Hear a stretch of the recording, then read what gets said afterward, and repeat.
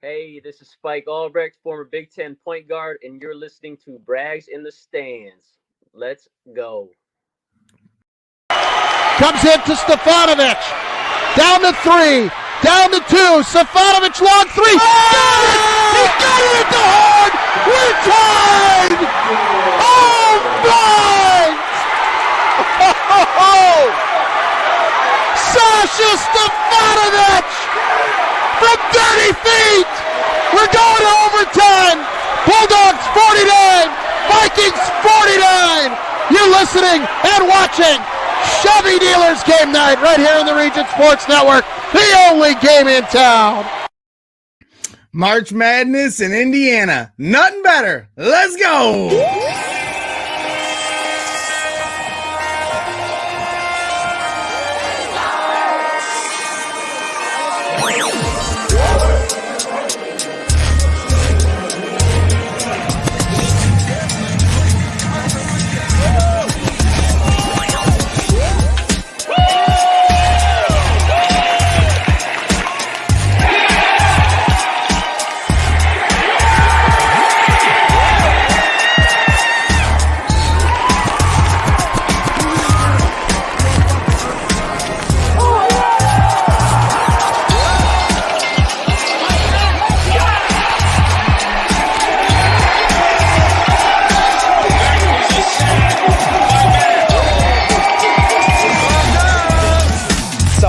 The Bears, they started this new tradition last year where they celebrate their wins the correct way. Bottle and Sylvie, ESPN 1000, don't miss it.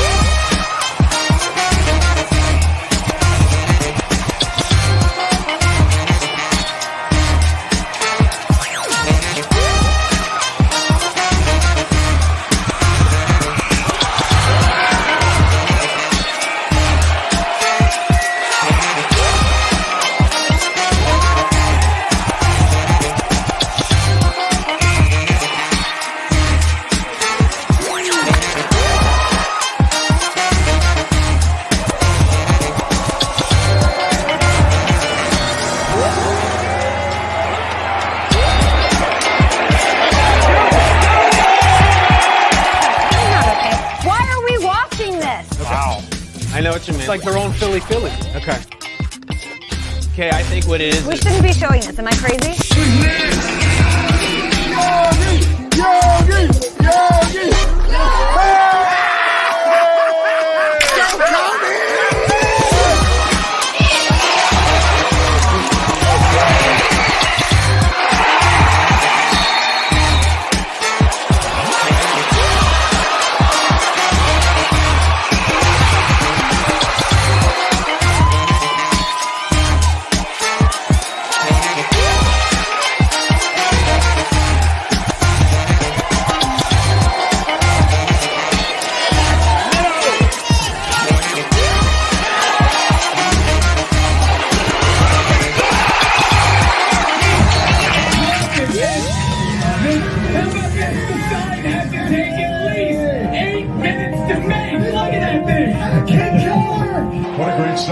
What have I told you? 17 minutes of rain would wash away 108 years of drought.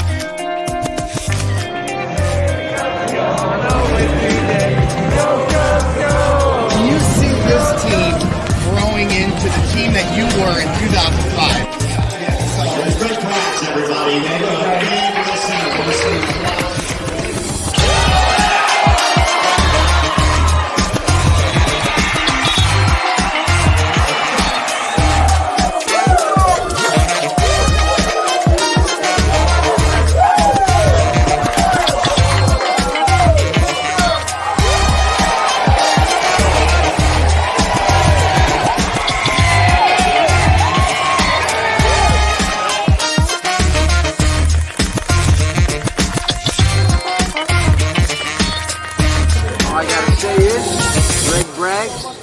You are ridiculous.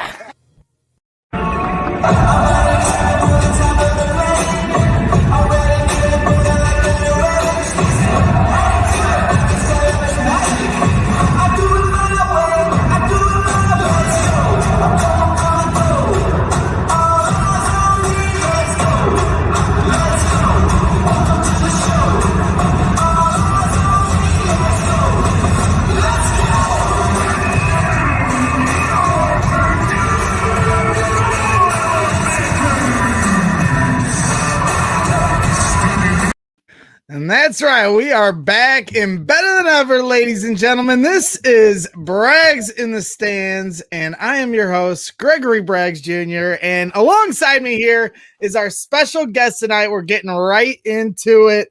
Sasha Stefanovic, shooting guard for the Purdue Boilermakers. Sasha, welcome back, man. Appreciate your time. I know you're a busy man with a lot of things coming up, big games coming up. So I appreciate you carving out a little time tonight, chop up a little Purdue Men's Basketball. How's everything going with you? Good, my man. Appreciate you having me on. Oh, of course, of course. Again, I appreciate the time because I know it's important. So let's get right into it because this has been a really exciting season. You know, we talked to you before the season started, and it was hard to say exactly, what kind of team you guys would be because we talked about, all the young players you had on this team. No seniors, obviously. You guys, the junior class leading the way, and then, of course, the 5 freshmen, for Purdue. So, Painter called this a championship effort that you guys just put in, finishing 4th in the Big Ten, 20th ranked overall. Did you think that was something that you guys could – was that an expectation for you and your teammates that you could give a Big Ten championship effort? Because you saw what that took a few years ago to win the Big Ten, with Carson Edwards, of course, Grady Eifert, and Ryan Klein. Did you think that you'd be able to meet that level of what Matt Painter describes as a championship effort? Yeah, like I said in some of the media stuff that we do a few days ago, but I felt like that way in the summer and the fall. I just saw our team and saw how talented we were and how a lot of people didn't think that we were going to be very good, and I just thought that we could finish at the top half of the league, and I thought. In my mind, I said, I think we could finish top 3, top 4.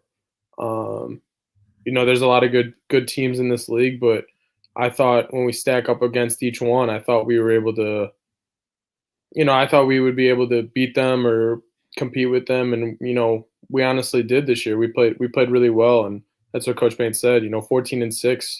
Say we would have played one more game and got another win. 14-6 wins the league a lot of years. So. Yep. I thought I thought we played really well. I thought we battled through some adversity throughout the year, and having 6 losses in this league and one of the toughest conferences in the country, and how young we are at the same time is just shows how hard we worked and proved a lot of people wrong. Yeah, absolutely. And that kind of leads me right into the next point that I wanted to make with you. Our in-house, one of my most loyal viewers, Chubbs82, he's a big Illinois fan. So he's going to be chirping in the chat about how his Illinois, Fighting Illini are doing really well. They certainly did put in a championship effort, but you mentioned, proving people wrong. And I did listen to Matt Painter. I listened to his post-game stuff and the stuff he does with Rob Blackman. And he revealed during either a pregame or postgame of Indiana that you had been sending texts to your teammates before the season about, prognosticators, analysts saying that you guys weren't going to be good enough. And that surprised me a little bit because I felt, I've always felt like you're a guy that kind of, pushes that stuff to the side. What was it about people this year doubting you, proving people wrong, as you mentioned, that maybe irked you or frustrated, that motivated you a little more, that you wanted to send those, texts to your teammates? Yeah, I think it was just and rightfully so. We deserved some of it. We didn't play well last year where we, if I was an expert or whatever, I probably would have picked us bottom half too. But just seeing what we had on our team in the summer, how competitive we were with each other in limited competitive stuff, because obviously COVID and we weren't able to do what we normally do in the summers. But, every time that we were able to play open gym, every time that we were able to play whatever competitive against each other, we win at each other. Really, we wanted to win every single drill, every single game, whatever it was. And that's what we have been lacking. And when I saw that this summer, I was like, oh, we want to win. I think that was our priority.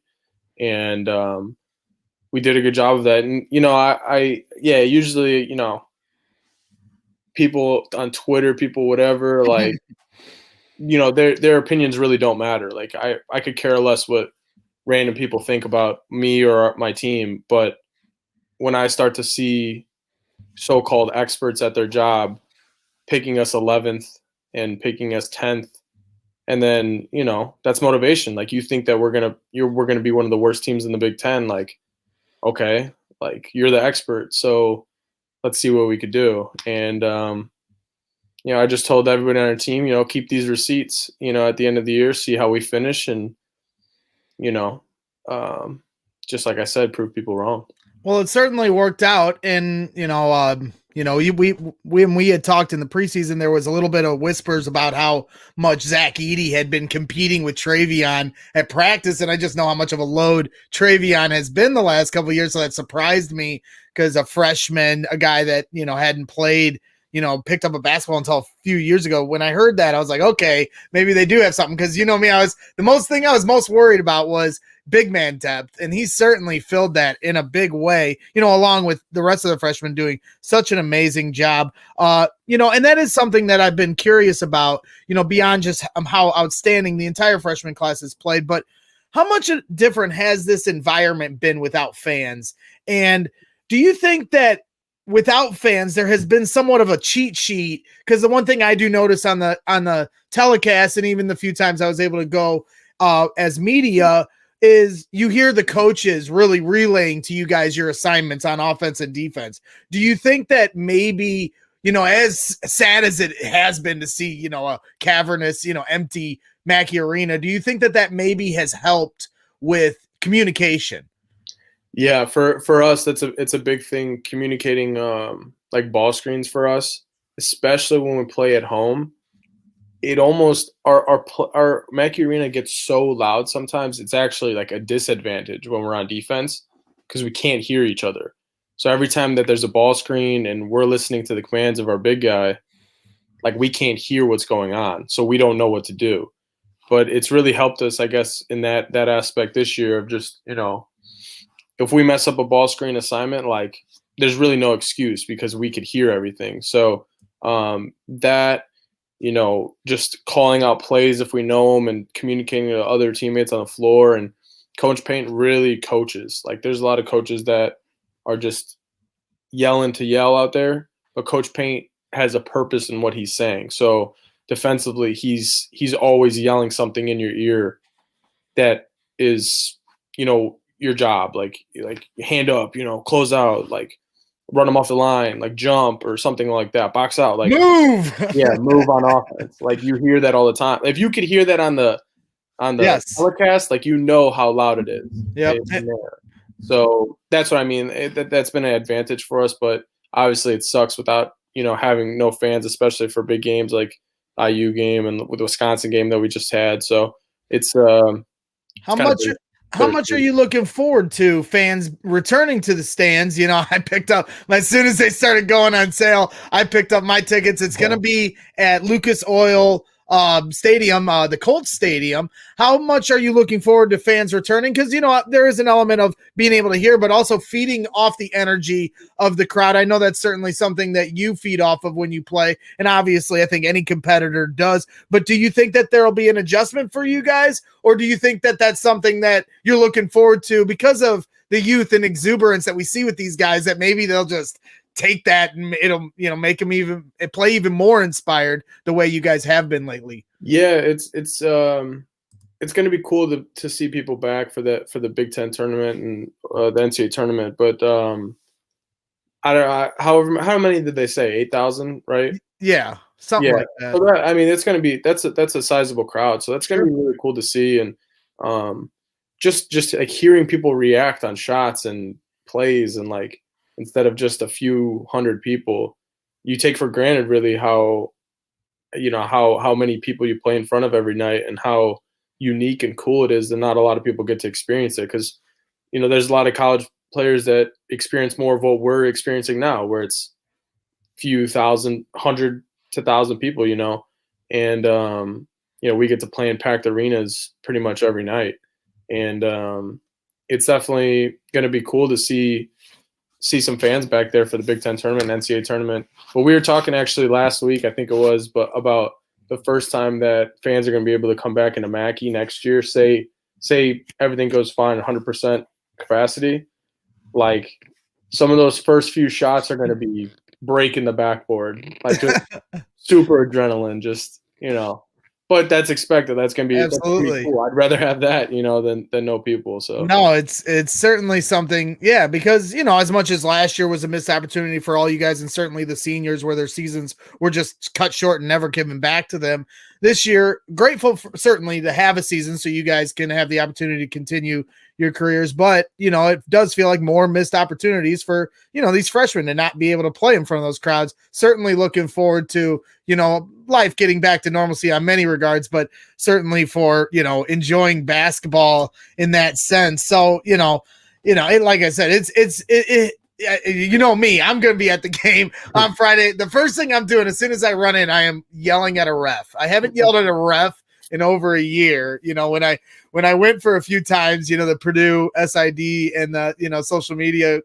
staff over there was nice enough to grant me a few press credentials. So I was able to go, but I couldn't cheer or say anything. I'm trying to be professional, sit on my hands. You know me, Sasha, that's almost impossible. So I'm really looking forward. I'm going with my friend Adam. He's a Michigan fan. So we're going to go. Trust me. I've been doing enough yelling for the both of us. So we're good.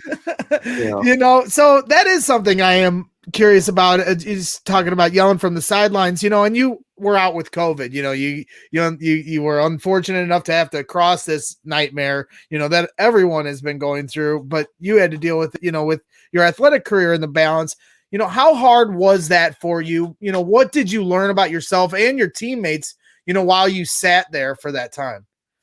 Yeah, it was just such a, unique situation that, nobody wants to go through, but it is what it is. There's nothing I could do.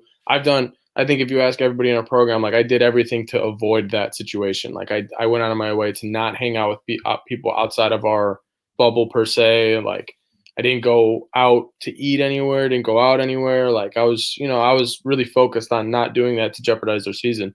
And it's just unfortunate, you can't do anything about it. It is what it is.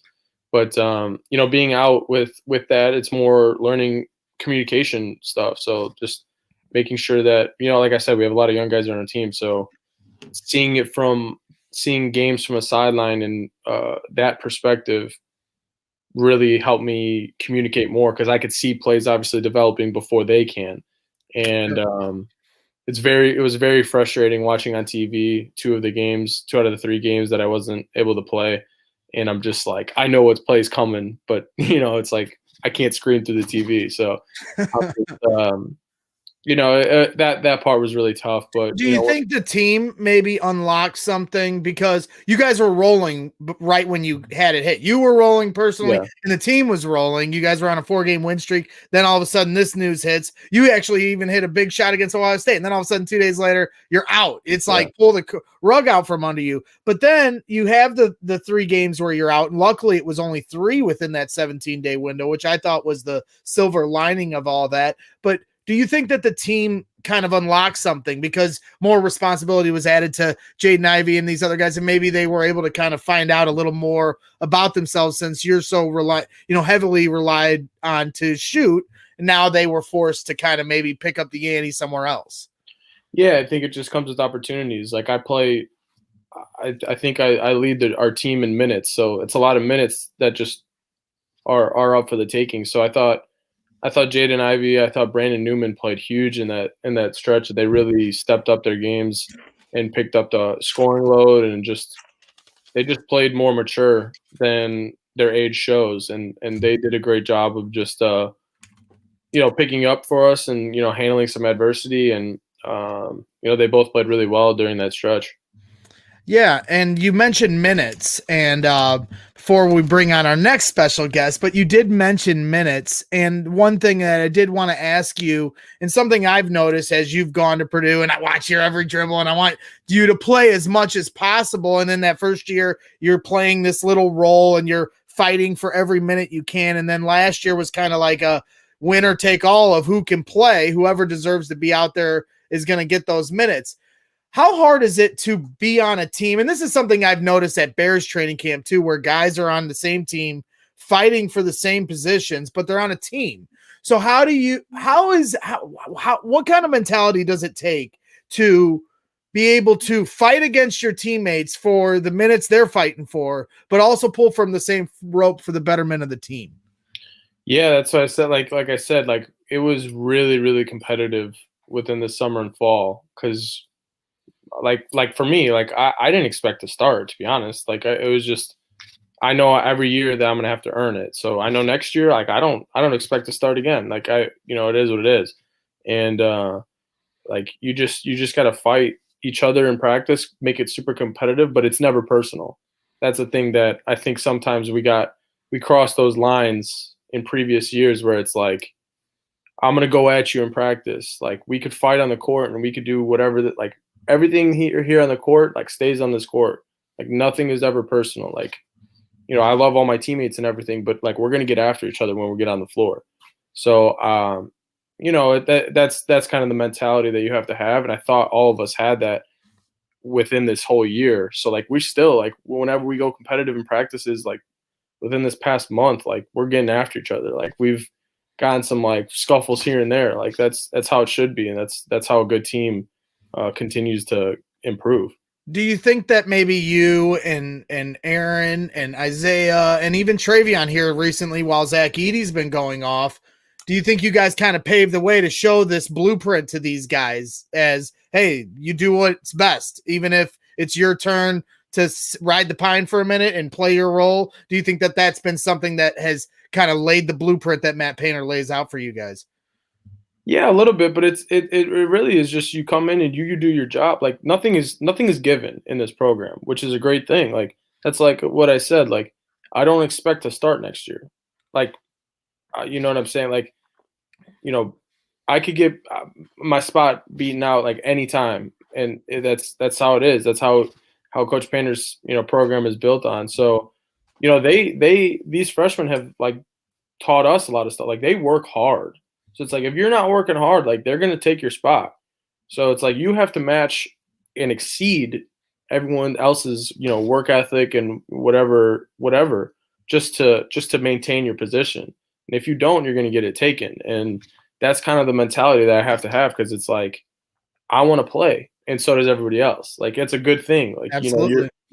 Everybody wants to get after it. Everybody wants to play, and there's not always that's not always the case. Like when I was sitting on the bench, like it's frustrating, and like I get like I've been in a position where I'm starting and off the bench. Like one is very frustrating, but you got to do everything you can to get back to the position you want to be.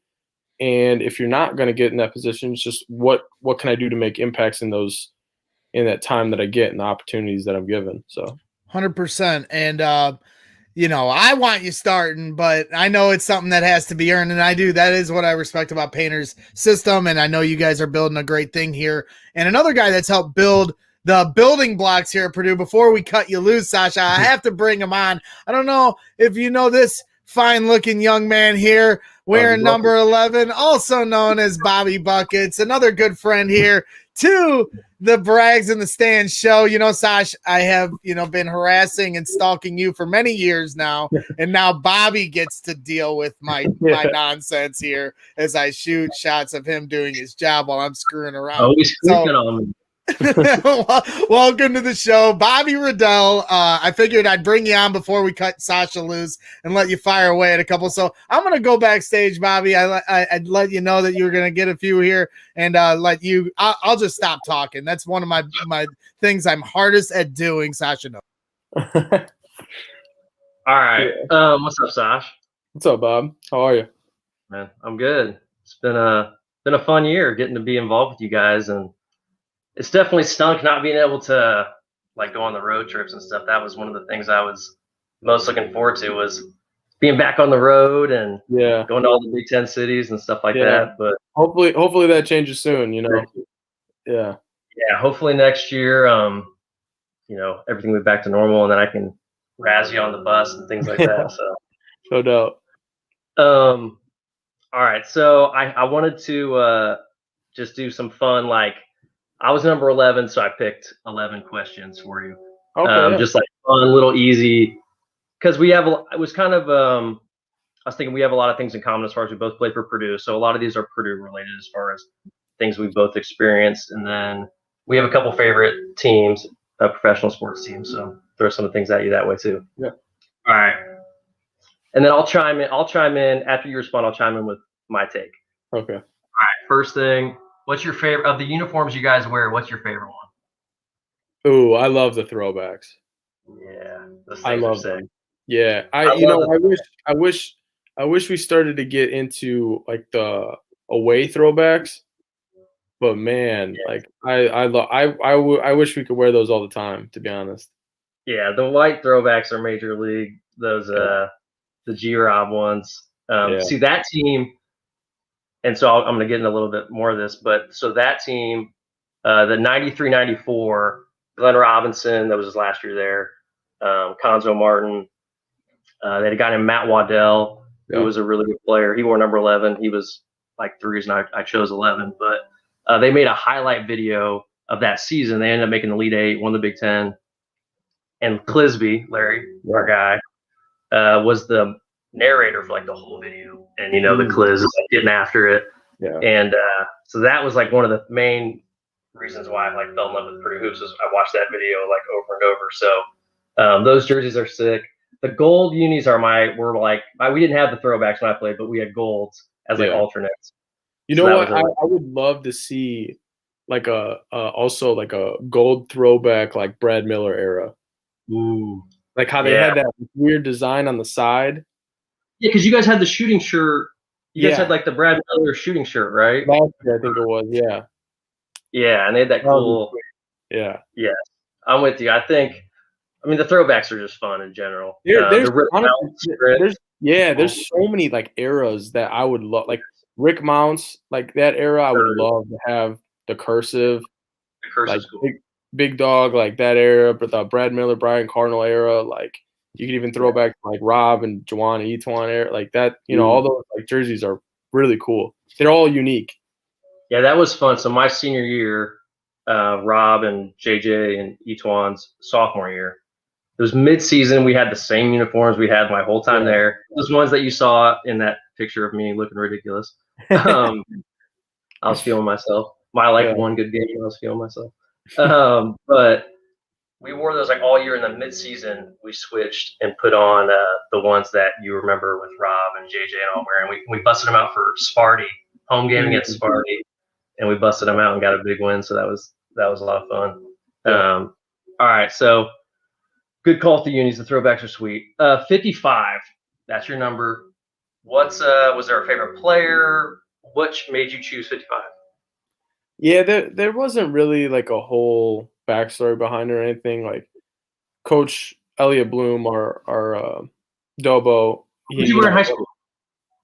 I wore 33 in high school. So okay, they ain't bringing that down for me. You know, each one got that. That's it. Yeah, he put that baby in the rafters. So. Yeah, exactly. Like that's not getting touched. And so I gave him like a list of numbers. Like he's like, you know, what would you want to wear? And I just kind of listed a bunch. And I threw 55 on there because there's just a few things. Like I think it's just a cool number. Like Spike was here and was wearing it the year that I did. Yeah, and then like I love Etuan. Like I love watching Etuan. Like Etuan has, you know, came to my high school when I was a senior to do like an interview thing. So like we talked a little bit, and obviously he's 55 in the NBA. So I don't know, it's just a cool thing. Like yeah, so I just, you know, I just kind of stuck with that, and I was just like, it's not even a big deal to me anyway. I was like, but I think it looks cool, and I think it kind of stuck, and I actually really like it now. I think the double numbers look cool. Like I obviously liked 11. I chose 11 because of Matt Waddell, like I told you. But funny story but then 22, 33, 44, 55. I think all those numbers are cool. But funny story with my jerseys. So I make the team as a walk-on my freshman year, and they just assigned me number 10. And I'm like, all right, yeah, 10's fine. Any number is fine for me. Obviously, I'm like, that's great. But as you know, 10 was Rick Mount. Yeah. But Brandon McKnight, who was a really good point guard, I don't know if you remember him, but he played towards the end of Coach Katie's era. He had wore 10 previously. And so he had just graduated and they give it to me. So I played my freshman year as number 10. Then after the season in the summer, the equipment manager like calls me down and he's like, yeah, we're going to have you change your number. I'm like, okay, that's fine. He's like, yeah, the Rich Mount called, and not really a huge fan of you wearing number 10, his dad's number. I'm like, dang. You know I'm what? like, Honestly, I didn't know that anybody ever wore 10 other than Mount afterwards. I thought that, like, to me, there's certain numbers that like I feel like aren't going to get touched, and it's like 10, 13, and maybe like, you know, like, I don't know if you want to do probably, John Wood. Oh yeah, John Wooden is 13. Yeah, Wooden and Big Dog. So you know what I'm saying? Like those two numbers, like right, those in particular, yeah. I don't think anybody should touch. I know. So like, I just get 10. Yeah, like I wanted 10. Like I really. Oh, did you want 10? Yeah, like that was one of the ones that like I've always liked 10, and like I said like one of my options was like 10, like 33, like 25 at the time I think it was, like 55 or something like that. And I was like, Bloom's like, yeah, 55 is the best way to go. And I was like, fine. Well, because then there's like, well, who's on the team? Who else has that number you want? Because like I really wanted 11, or I would, my actual high school number was 12, and I wanted 12, but Terrence Crump had 12. Yeah. And so all right, I'll go 11. When they made me switch, I was like, I'll go 11 because I liked Matt Waddell a lot. But I was just hilarious. Like I wore 10, and I actually got to play some as a freshman because we were so bad my freshman year. We got last in the Big Ten. But that was Coach Payne's first year. Yeah. It was rough, but yeah. So I actually got to play, and like I hit 2 threes against IU at home. I had like no business being in the game, of course, but I hit 2 threes. And then like I had to change my number. I'm like, dang, Rick Mount, come on, man. And so that was hilarious. But that's my story about how I got to wear number 11 in the end. So. Yeah, that's unique. Yeah, it is unique. All right, next one, Beef House. As you enjoy the Beef House, I'm sure. It's an Illinois game, right? We always go. Yeah. We always stop at the Beef House. Did you guys stop there this year, I presume? Yeah. So this year was torturing because, like, you know, every year we'll usually, you know, I've only actually been to Illinois twice because my redshirt year I didn't travel to there, but so like you go like on your way there we'll stop for dinner, and then you know midway point whatever, and then go, and then on the way back we'll usually pick it up and you could eat it on the bus as like the post game. Right. And this year, because it's COVID, you know whatever. Yeah, we can't eat on the bus, so. Like we just picked up all this food, and you could just smell it in the back. Like we're all like, starving, and we had to wait all the way till we got home. And we were just mad. Like we were like, man, like we were all like, we could smell like the fries and like everything. We were like, need it now. But Beef House is unbelievable. That's painful. Yes. My question with the Beef House was, and you can certainly answer both. But strawberry jelly or the apple butter with the rolls? See, I'm not a big jelly guy. The butter, elite, major league, so good, unbelievable. So I like them both. I love them both, but the apple butter is tremendous. Oh, it was good. Yeah, the rolls. I could honestly eat the rolls as the meal. Like you could just have like 4 rolls and just call it. Call it quits. Like that's it. Back it up, 4 rolls. That's like Texas Roadhouse. You guys ever have the rolls at Texas Roadhouse? I'll literally just go for that. Cinnamon butter. I don't even make it to dinner. Rex, have you ever been to Beef House? No, I haven't. Dude, not even close. All right. Nothing is close. They're huge. They're so good. All right, I might have to check it out. Yeah, I got to get familiar with West Lafayette. I haven't really trekked around. Oh, that's the Illinois. That's at the Illinois games. That's right. On the way. That's right. Yeah. So go ahead, fire away, Bob. On the way. Yeah, true. All right. So, next one. When you go to Indy, as you know, we go to Indy, we get to eat some fine dining. Are you Fogo or St. Elmo's? Oh, you know what? We haven't actually gone to St. Elmo's. We've gone to Ruth Chris? Harry Hizzy's? Another steak place though. But this not Ruth Chris? No, I don't think we went to Ruth Chris one year. I think it was Ocean Air. Oh, Ocean Air, yes. Ocean Air. Seafood chowder. Yes. Oh my God, that place is awesome. I forgot about that chowder actually. Yeah. Yeah. Fogo, I've only had bad experiences with Fogo because every time that we go was usually before Crossroads. We lose. We would come out, we would all eat so much at Fogo, and then we would just like suck the next day. We were just so like slow and like lethargic. So that's so funny you say that because so like I'm in a group text with Hummel and Ryan Smith and DJ Bird and Drew Anthrop and all those guys. And whenever you guys would come out and lose in the Crossroads, be like, ate at Fogo last night. Yep, ate at Fogo. It's like clockwork. You'd already know. Like, but yeah, like I know we went to Oceanair. I think when we were we had to drive to Louisville for the Elite Eight, so I think we stopped there for dinner, and then like kept going. So Oceanair was like a spot we kept hitting like a few, like not last year, the year before, but I love that place. That their steak and like that soup was awesome. Yeah, they're really good. Yeah. All right. Favorite non-conference arena you've played in? Oh, good question. It could have been for like a tournament too, or like pre-conference tournament too. Yeah, we played. I mean, bad experience, but when we played it in the GAVA games at Marquette, that was pretty cool to play in their new arena. Oh, was it new? The arena was new when you went?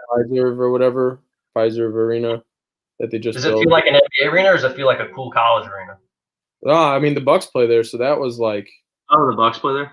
Yeah, that they played there as well, so that was like a really cool experience. Oh yeah, obviously, so, like NBA arena. Yeah, like I'm a big. I don't know if this counts, but like I'm a big Bulls fan, so playing in the United Center was like the coolest experience ever for me. Like the whole time, like we're doing warm ups, I'm just like Michael Jordan shot right here, over there too, like over there, like So it was pretty cool. In terms of other college places, I don't know where did we. Oh, Florida State was pretty cool.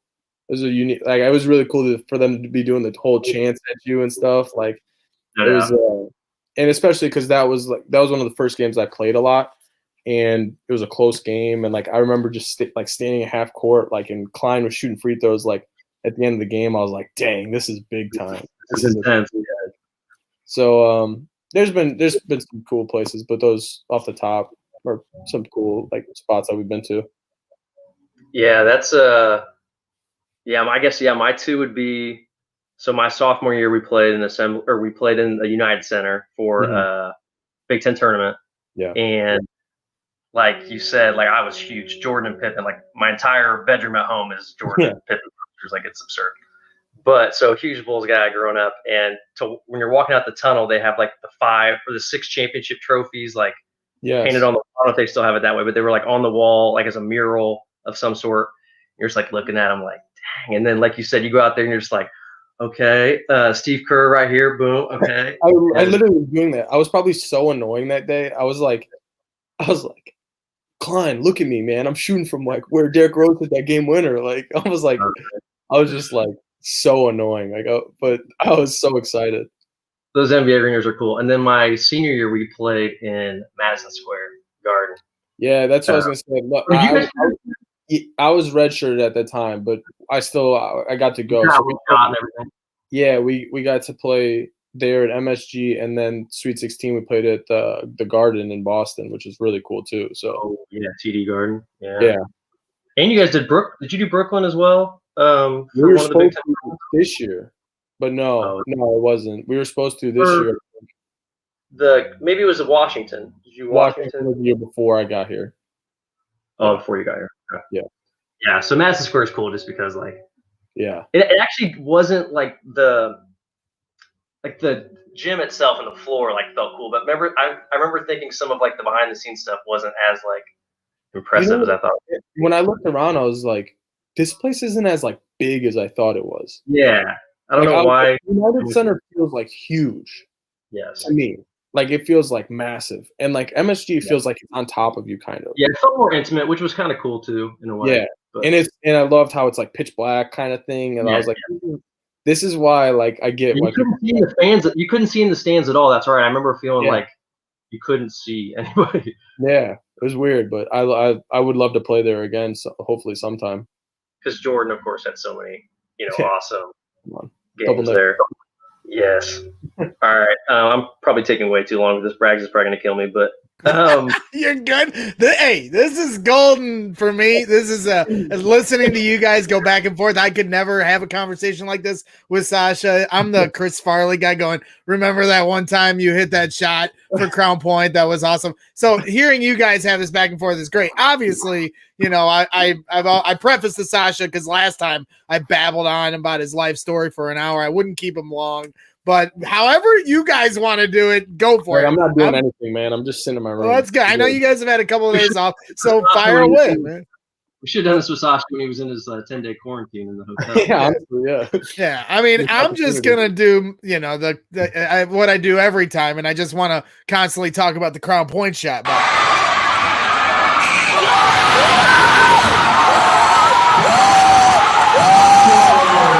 that's me screaming like a. How many times do you remind Hummel about that shot? I'll watch that a million times. I told him the minute it happened. I watch it a million times before I die. I love going to games. It was one of the greatest moments. I saw Kerry Wood hit the game-tying home run in Game 7 of the NLCS in 2003, and only those two moments to me are comparable of craziness of what you felt in the crowd, and I miss the energy of the crowd. So that's all I got for Sasha. I make him talk about that every time I'm around him because it's the greatest moment ever. But I know we're looking for more like that. So you guys fire away. This is the most I've ever shut up on this show. So I know there's a lot of people watching that are in complete shock. So I'm gonna let you guys continue to. Yeah, I'm sorry. I've taken over the show, but it's been good banter. But so is that shot? So you're down. You guys are down 3 on that shot, and you have to go the length.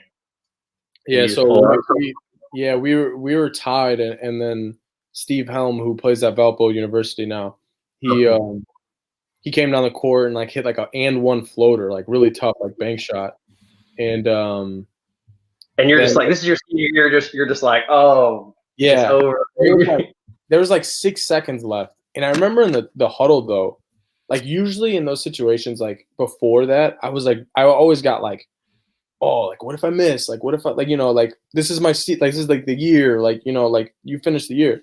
And like I felt super calm in the huddle. And I was like, I feel like I'm gonna make this. I was like, I got it. So I was like very confident going into it. And then they didn't foul on it, which I was surprised. They didn't guard the inbound either. They let them have a clean inbound. Here, I'll play it one more time. I played it to start the show, but it never gets old, Bobby. So I'll play the Region Sports Network call. I've been doing some work for them. It was a great call here by Jerry Siska. Comes in to Stefanovic. Down to 3. Down to 2. Stefanovic long 3. Got it! He got it at the horn! We're tied! Oh my! Sasha Stefanovic from 30 feet. We're going to overtime. Bulldogs 49, Vikings 49. You're listening. That's the Region Sports. I cut off the Region Sports there at the end, but it was a great call by Jerry Siska and a great moment. And yeah, my favorite part is how confident after the shot, everybody's losing their mind, and you're telling everybody, "I told you." You know, your former teammates are on the sidelines, and well, it was just and it is at the hometown Crown Point. You had the line all the way out to Broadway. It's a beautiful moment. I love that camera angle too, especially because there's people in the crowd, like my brother. Yeah, you can see your mom. My brother's like 3 rows up, and he's like getting carried by his friends. Like, yeah, you can. I'm pretty sure you can see your mom kind of up above the scores table, hugging people. Yeah. And what a beautiful moment. That's what March Madness in Indiana is all about, and just a beautiful moment. So I can talk about that moment a million times, and I have to Sasha, and I never will stop. But like I said, I know, you know, you probably want to make more memories. So, you know, thinking about that a million times probably gets old, but not for me. It'll always be fun. What do you think, you know, not to cut you off, Bobby, but what do you think, Sasha, about your tournament experience, you know, a few years ago playing in the Elite Eight? You know, we talked about the last time you're on, Ryan Klein having such an amazing moment similar to that. It was like 10 of those in one game. What do you think, you guys, you know, you see here on the sidelines, you and Aaron and Travion and Eric all kind of being the role players, the cheerleaders, the guys that are getting your guys fired up on the sidelines. What do you think you learned on that run that you can take here in these tournament games you're about to play in? Yeah, I think I mean, those were like high level elite games. Like we played, obviously Villanova was defending champs that year, and like we beat them pretty bad in that game. I thought we really like executed our stuff well, but it's just anything could happen in the NCAA tournament. You just got to be ready for whatever happens. And I thought like us four freshmen that year, like whenever we went in, I thought we did a good job of just impacting the game. Like our first round game, like Nogel gets hurt in warmups and like sprained his ankle and he couldn't play in the first half. And like I was looking around, like Coach Payne was like looking at me like I was about to start. I was like, my first ever start's gonna be an NCAA game. And then I think he kind of sensed that, and he was like, "All right, I'm gonna go with Eric." But Eric came in. You were shooting confident, dude. I was super nervous. Like when that happened, I was looking around like, "Oh my god, I might start." Yeah, I'm gonna have to play a lot. And but Eric came in, like gave huge minutes. Like we all contributed like at different points. Like Aaron played so well in the Sweet 16 in the Elite 8 game. Yeah, that was an awesome dunk. And then I didn't realize you were trailing right there. Dang. Yeah, like it was Carson. Yeah, Carson was on the break. I was on one side. Aaron was on the other. I'm like, I'm not getting this ball. So I was like, I'm just gonna run, see if I can get like tip it in if he misses or something. But put back dunk, no big deal, Yeah, and like Travion played really well in that Tennessee game. Like I just came in here and there and just tried to not mess up really. And I thought we did a good job of that. And that experience, like we have to show that experience now going forward, that like we've been in elite games. Like we should have made the Final Four really. And, we just got to show that now. Absolutely. So, Bobby, I'll let you continue to fire away with your 11. I was trying to come up with something on Twitter, your 11 buckets questions, whatever we're going to come up, whatever moniker. But I like that you came prepared, Bobby. Chance favors the prepared mind, as a smart man once said. So I'm going to go back in the background and shut up and let you fire. Okay. I got a couple more. All right. One of your boys, T. Luce, walk-on legend. Yeah. As you know, had a pretty cool thing he did during the games called Getting Loose to Tommy Luce. Mm-hmm. Had a couple guests, guest conductors he had on there. Better guest with Getting Loose, David Bodiah, or yours truly.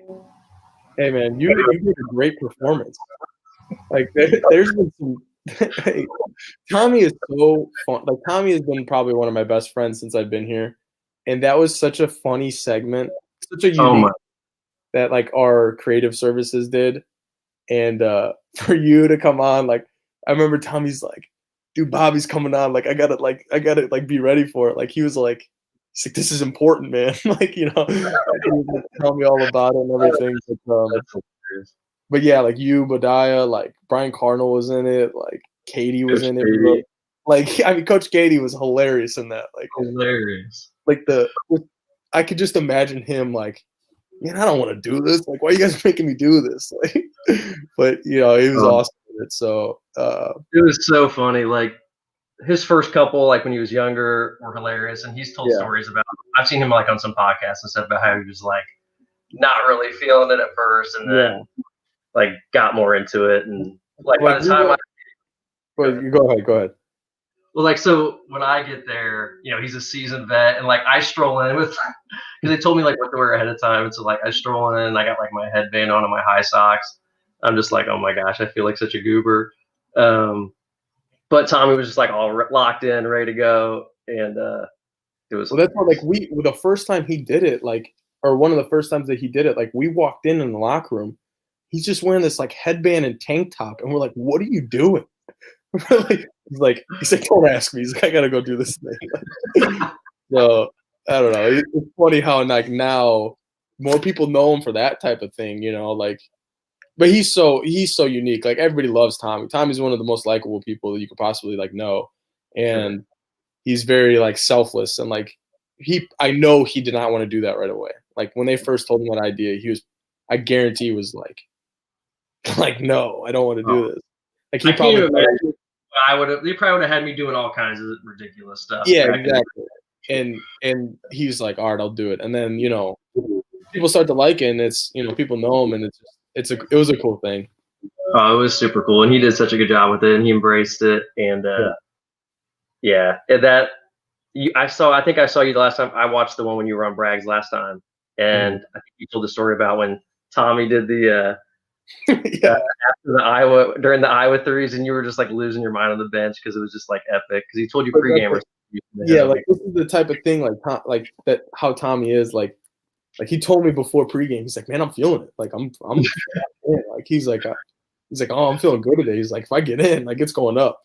And I was like, all right, like we'll see. Like you always say that, like Right. And then he did the 3 goggles, and like how he is after the game. He's like, dude. He's like, I shouldn't have done that. He's like, do you think like? Nah, man. He's like, they're probably like upset at me or whatever. Like I shouldn't have done that. I'm like, you're fine. Like, relax. Well, there's that hilarious like still picture of him doing it to you, and then Coach Painter's there, kind of like staring at him. Like, I think it's like me, Mel, and Evan are like going nuts. Like, that was awesome. But so that getting loose segment was great. All right, I know you're a Cubs fan, like myself and Braggs. Favorite current Cubs player? It was Schwarber. Yeah, it was Schwarber before he left, but I don't know. I loved him. I love Chris Bryant, and I listened to a lot of like the Chicago Barstool podcast and stuff, like Dog Walk and Redline Radio and stuff, and they had him on, Chris Bryant on, and he's just so cool. Like he's like a guy I would love to have on my team. He seems super down to earth. Yeah, like he's just not like a superstar, like, but he's a former MVP. You know what I'm saying? Like, so I like him a lot. Like I love watching, obviously, like Baez play and Contreras play. Like they're just so good. But I think those two were my favorites. So it kind of sucked to see Schwarber go, but whatever. It is what it is. I mean, so all those core guys were super fun. Obviously, coming up and winning the World Series, and like KB, as you said, going from College Player of the Year, Rookie of the Year, MVP 3 years in a row, just absurd. Yeah. And he's super fun. I would say for me, it was probably between Javi and KB. Javi, I love like his base running, his defense, love when he hits homers, love it. But his strikeouts and stuff like drive me absolutely. It's like the same with both of them too. It's like like it's either a home run or a strikeout. It's when Javi swings at the slider that bounces like 6 feet in front of the plate. I lose my lose it. But it's also like I'm like I would love to see myself try that.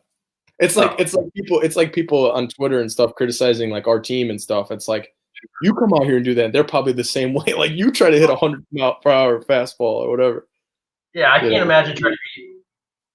I played high school baseball, but like trying to be geared up for 100-mile-an-hour fastball, and then this guy throws a dirty slider that breaks. It's got to be impossible. But Javi. I think it's frustrating with Javi just because you feel like he's so talented that he could improve in that facet, but he's just a free swinger, unfortunately. So that's just his deal. All right, so Cubs win the World Series in 2016. Where were you when they won it? Great question, actually, because it's very funny. I was literally that I don't know what day that was, like what day of the week, but I know that I had midweek thing. It was like Tuesday or Wednesday or Thursday, something like that. That's what I thought. And the game, it went into that delay, the game 7. Rain delay, And I had 7:30 a.m. AP Bio exam the next day. Oh, no. Get out of here. I'm pretty sure my parents and everybody went to bed. And my brother was living in Chicago at the time. So I was just by myself downstairs. Your dad went to bed? Is your dad not a Cubs fan?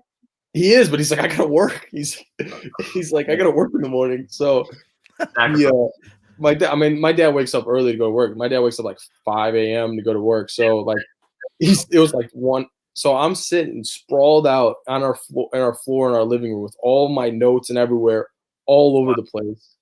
And it's like 1:30 a.m. like, and I'm trying to study and watch the game at the same time. Not processing any of the bio.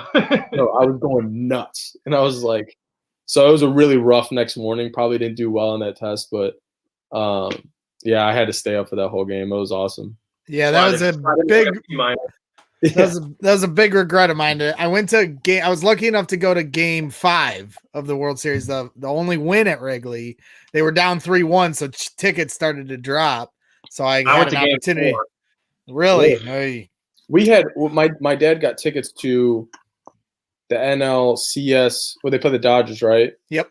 I think my dad got tickets to the next game, and then they finished in the game before. I'm like, of course. Like, yeah, Mom and I were at Game 6 when they beat Kershaw. You want to talk about a glorious moment? I was like, oh no, Kershaw. You know, he might pitch a gem. I was like, hopefully they kind of lose so I could get to go to the next. That's game. when you see in the intro video that you had to sit through, Sasha, where I'm strangle holding Pat Tomasulo. Those are good times. I'm looking forward to get back. They announced that fans will be back in the stands for opening day. So, I already got my tickets for a Big Ten tournament. I'm going to the games. I'll be going to Wrigley as soon as I can. Opening day, I'll be there. So go ahead, Bobby. You got a few more? Or what do you – I forget what number you're at here on 11 buckets. I only have you're good. Take it. I only have three more. Hey, fire away. All right, Sasha he'll appreciate this question. So, as you know, we have a preseason conditioning program with the Purdue basketball team that is not fun whatsoever. When I played, it was like a 6-week program. We would do 2 weeks of outdoor running on campus, long distance related stuff, and then it capped off with the time mile, which you guys still do. Yep. That's awful. And then we would do 2 weeks of stadium stairs in Ross-Ade or indoor running on the not Molotov, Lambert. We would do indoor track running on Lambert on that indoor track. And the smell in there and everything. Then the last 2 weeks was on the court. We would do 3.5s and 7s, like suicide type stuff on the court. So I don't know what you guys do now. Probably some similar stuff. What's your least favorite of those sessions? That's a great question. All of them's the correct answer. Yeah, honestly. So ours isn't so like detailed in like the weeks that we do it now. So it's not like 2 weeks of this, 2 weeks of that. It's more just like that whole fall. So right when we get back to school, whenever mid-late August, like we Paint changed it. So it was like, so I've only ran the mile actually one time in my career here. What? Yeah, because my freshman year, I know I've gotten really lucky. So my freshman year, I know it's my freshman year, we were in Taiwan. So during that time, like we were already doing conditioning basically for practices and everything. So he's like, it's not really necessary. And then my next year, the next year I had like an issue with like my head. Like I had bad migraines and everything. So they were kind of like nervous. They didn't really want me to do it. And then the last year we ran it. And then this year we didn't run it because some of our guys had COVID and he's like, I'm not going to risk it. You know, it's like, it's not really smart. But last year, man, that mile run is the most miserable experience you could possibly do. Unbelievable. Like your legs after. I couldn't stand. I couldn't stand. I swear to God. For people that like don't know, we have to run it in 5:30, and the guards. Yes. The last time that I ran like a timed mile was probably like 8th grade when I was like super fat and just like couldn't run. I probably got like an 8:30 mile or whatever it was. Man. So the last time was at 8:30, and then I had to get a 5:30 the next time, and I was like, I don't know if I could do this. And I was telling this story, like I think to my brother not too long ago, but once I started the third lap of that mile, because we ran it down by the Purdue track and field, like actual track by the co-rec center and everything. Yeah, that's where we would run it too. Yeah, so it's right next to Slater Hill. you know, right on that road or whatever. And I was just thinking, like, I started the third lap and I was just like, I'm just going to walk off. Like, I'm just done. The third lap is the hardest and it's not even close. I was like, it's just not even worth it. I was like, I was like, this is so not a great experience. I was like, I'm just going to walk that way. I was like, it's just over. But luckily I was like, just, you know, I was at a good pace. So I finished my mile at 5:28. So I was 2 seconds to spare. So yeah, it was tough. But so yeah, go ahead. I was just gonna say, like, I know, like, we do stuff on the track, like we do tempo runs, like 200-meter stuff. We do a lot of court sevens. Sevens are miserable. I hate those. Yeah. And then we do like a court circuit thing where it's more like arc runs and, you know, slides and stuff, like that type of stuff. Yeah. And I think sevens are my least favorite, to be honest. Those are, and especially when they're timed, like we had to do it, like, I think we started creeping under, like, did you know where it would drop a second? Yeah, so we started at like 42, I think it was, or 41, and then it gets all the way down to like 37-ish. Last day is like impossible. Like, you got to move, man. Like, you have to go the whole time. It was tough.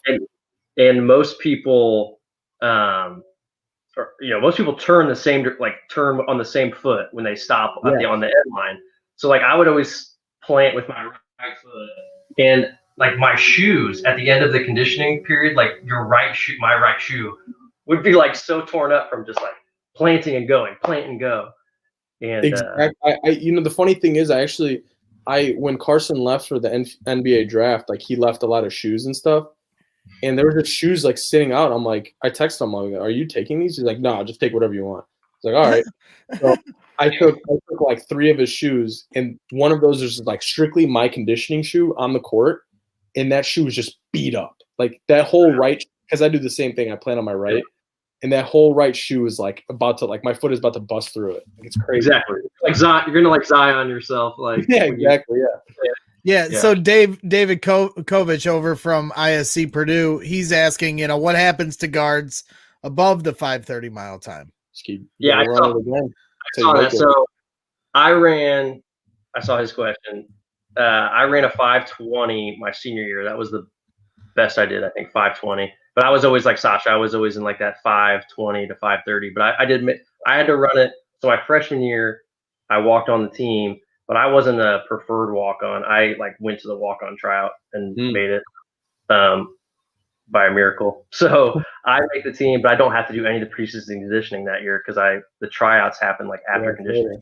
So the last time I raced, see, you guys are athletes and I'm a bricklayer. The last time I raced, I stopped racing because I was with my bricklayer, my laborers, these kids, you know, they always got smart mouths. And I told them one day, I was like, I can beat you in a foot race. And we're arguing about who's faster, me and this kid, Glenn. And we'd always be arguing. So he says, all right, I'll beat you. And he's in full boots, work boots. And I'm in gym shoes. And I was like, all right, I can smoke you, no problem. I beat him out the gate and we were going a certain distance. And he, on the third corner of the mile, he just blew past me. Like, it was like I was in quicksand. So I have now retired from my racing days. So I'll let you continue on with your couple last questions here, Bobby. Sasha will appreciate this. So my sophomore year is the first year I'm getting ready to run it. And I'm freaking out. Like, because as Kovich was asking, if you missed it, you have to run it again the next week.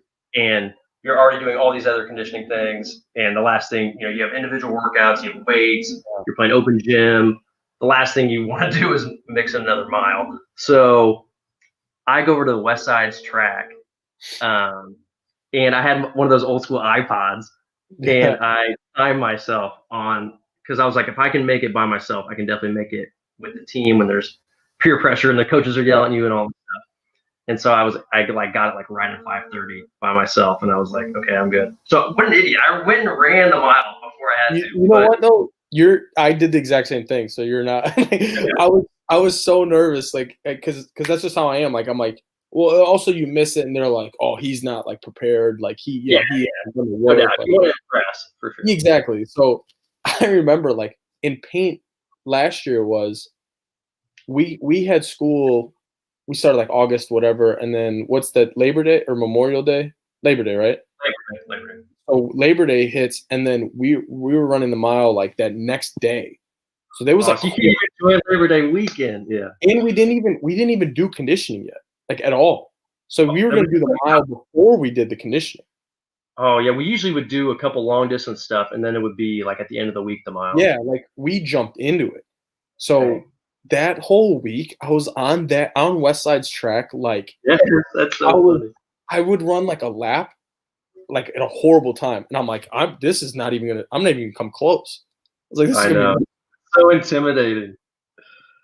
Yeah. Luckily, we were all able to do it and get it done, but it's very tough, especially our big guys too. Like our big guys got to get in the same time, like, and they got it. So. Our bigs had to get in 6. So I know he gave like certain people, like he gave Travion, like 6, I think, and Travion got it like 5. I think he got it under 5:45. Like he got like 5:40. Like he ran it. When Matt was here, Harms, like he got like the same time I did, because I think we finished like together pretty much. So like our bigs would run pretty well for those strides. I was never here whenever Isaac did it, but I'm pretty sure Isaac like would get it. Like those big guys could move a little bit, so surprising. But so my sophomore year, we had David Teague, who was just he was like a beast, and so I just followed him, and I ended up like I was like, if I just draft off Teague, like I'll make it, and he won. And then the next year Hummel came in as a freshman, and just ridiculous. Like Rob got the record, yeah, so easy. But Eric on our team, Eric, he's broken the record the past 2 years. So he broke Rob's record, and then he broke his own record. Eric's a machine at the mile. Eric is like not even breathe. Like, so Eric, I think got it last year 450-ish. So something around there, like 450. And like he's not even he's at the finish line, like he's waiting for us, obviously. Like where he's just standing there and he's not even breathing hard. No wonder he can hawk the ball so much. Yeah, like he's just up and down the whole game. Like he never gets tired. So it's crazy. He could be an Olympian runner if he really wanted to. Seriously, that's like such a skill. Yeah, that is underappreciated. All right, so 2 left. This is taking forever. I thought these were going to be so quick. But all right, what was your favorite March Madness moment as a kid? It can be Purdue, or were you a Purdue fan growing up? Or yeah. I never really like went to games or anything, but I was, growing up, I was a Purdue fan. I don't know. I only went. We would go to football games every year. The only game I went to as like a younger kid was when my brother went to college here, and we went to. He got me like a student ticket as I was in the paper for that West Virginia game when they were here. Yeah, it was a really like good game. That game was insane. I was a grad coach that year, and that place was off the charts that game. Yeah. But favorite March Madness moment. Can't choose Spike going on. Oh, dude, that was crazy. That was a really, really cool moment. He was good that whole tournament. Yeah, the whole tournament. Yeah, he made like a huge impact for them. But I don't know. There's so many. I just like love watching. So many. Yeah. It's just like Bryce Drew. How old were you when Bryce Drew hit the shot? Too little for that. Yeah, I was like not even born yet, Greg. It was 1997. So what were you? Dude. What? I was born in 98. Oh my God. He wasn't even a sparkle in the eye at that point. What are you talking about Jordan earlier? And it makes me think that you actually watched him play. Dude, Sasha's like Wizards Jordan. No, don't do that. Man. Hey, when the Last Dance was going on, they would NBC Chicago would run that entire playoff run. So me and my brother were watching like full games. So you got some homework there. Yeah, exactly. What did you think? What did you like? Everybody talks about how much the game has changed from now. It's all about the 3-point ball and fast pace, this, that, and the other. And back in the Jordan days, it was final scores of 86-82 for all the finals games every year. So what were your takeaways from watching those? And it was just cool. It was like so cool to see like the whole triangle offense, because I never really like watched, like I said, like obviously like I've never watched like the triangle offense, because even like the young or the like Lakers teams, like I was still young, like I never really got to watch them either. But like seeing the whole triangle offense and how it works, like I never really understood it. But then watching it, it's like crazy. Like my brother would talk about all the time when we were watching them, like people underrate how good Rodman was at that position, like passing and like controlling that offense, like him and Kukoc, like the way they were able to like actually pass, and like you just think Rodman like rebounding, whatever, this and that. Like he was good, like skilled, like he could make plays. Smart basketball player. Yeah. What's also crazy about that when you watch it though is the illegal defense rules and just the rules in general. Because think about it now, if you could guard how you could guard now, like as good as Rodman was, like you said, and he was a really good passer and actually certainly more talented offensively than he like tried to be. Yeah. But teams would have just not guarded him, you know, in today's rules. Whereas like back then, you know, the illegal defense rules, you had to stay like within range of your man. So like, you know, Jordan would be ISOing on one side, whereas, you know, if they tried to play today's rules with those personnel, it would definitely be interesting to watch how like defensively teams would just like not guard Rodman at all. Yeah, it's true. But so yeah, it's kind of those old games are fun to watch though. Yeah, but in terms of March Madness moment, like I don't know, there's like so many. Like, I remember like because obviously like, we'd fill out brackets and stuff and like compare them with friends and stuff, and we would always, I forgot what year it was, but whenever Aaron Kraft hit one of those, hit one of those games. DPI was. Yeah, I think it was actually. But I remember like I'm just sitting in class and stuff, and like we're just trying to like watch games like on our phone, and like those memories of all those games where I'm like sneaking games like in between class or like putting it on my like folders and stuff. Like that was. That's amazing. You're so lucky because like with the time period you grow up in, you got March Madness app on your phone, and you're like an AP bio, and you're like hiding it under a folder or something. The whole time. I was literally like my entire high school career, like I'd just be everything we would have like laptops and stuff, so I would literally have a game on the entire time. Just for kids watching. It was Iowa State where Aaron Kraft hit the 3 to send him to the Sweet 16. And you know, you talk about watching it in school, Sasha. We both went to Crown Point, obviously, and over by the pools at the new high school. Because when we went to the new high school, that was only our first year as seniors, and so they really didn't have everything tightened down, and they had a TV in that back corner of that back hallway by the pool. I would literally go back there and change the channel to the basketball game and just stand such a there. far walk from all the classes too. Nobody knew I was back there, I swear. And then sometimes the pool teacher, not to throw him under the bus, but he'd see me and he'd let me off the hook. But go ahead, Bobby, my bad. Yeah, all those you know, those cool things were that was fun. That is fun. Yeah. All right, I only had one more, but who is your favorite? And I don't know. It sounds like you didn't watch like a super whole lot of Purdue basketball growing up, but who is your favorite Purdue basketball player growing up, if you had one? Yeah. I would think for me it's probably like Etuan and like Rob. You know, guys. And that was more like when I really started to watch. Like that was kind of like the time period, and obviously those two, like I saw them play in high school, like against each other, like, and then seeing them play in college, like that was really cool to see, and like both of them were so good. Like Etuan was so good. I love watching Etuan. Like he's so skilled, like just so tough to guard, and you know. Those two are probably my favorite. I love Jawan too. Like that whole team was pretty sweet to watch.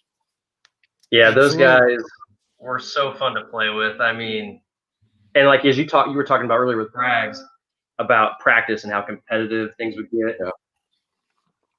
Like playing against those guys in practice for me was like a game. Playing against a league competition. Obviously, I'm out there. Like if I'm doing scout team stuff, I'm playing against Chris Kramer and Robbie, JJ, Etuan, Keaton Grant, Lewis Jackson. I mean, just driving in, shouldn't be driving in, then Juwan just like slapping your stuff into the fifth row. Like That's how I felt my freshman year, because it was to me it was like kind of similar, the same thing. Like I'm going in, I'm guarding Carson like every day. It's like this dude is amazing. Like I can't guard him. Like or then the next day I'm like guarding Dakota, or it just Klein. Like these guys. Good luck. Yeah, Vince Edwards. Like I remember one of my first weeks of practice. Like I didn't realize how athletic and how just long people are in college. And I remember I got like a steal, and like we're doing like live action, up and down, and I got a steal, and I'm going up for a left-handed layup on a fast break. Vince comes out of nowhere, just glass, just blocks my. Oh, I was so embarrassed. I was like, I'm not doing this again. Like I was like, fast breaks, like I'm wide open layups, or I'm passing it to somebody. But yeah, that team was. The speed of the game changed from high school to college really is truly, yeah. You don't like people say it like whatever, and like you don't think about it, but it really is a big difference, and especially when you're playing against like high level guys that are like all Big Ten, pros. It makes a difference.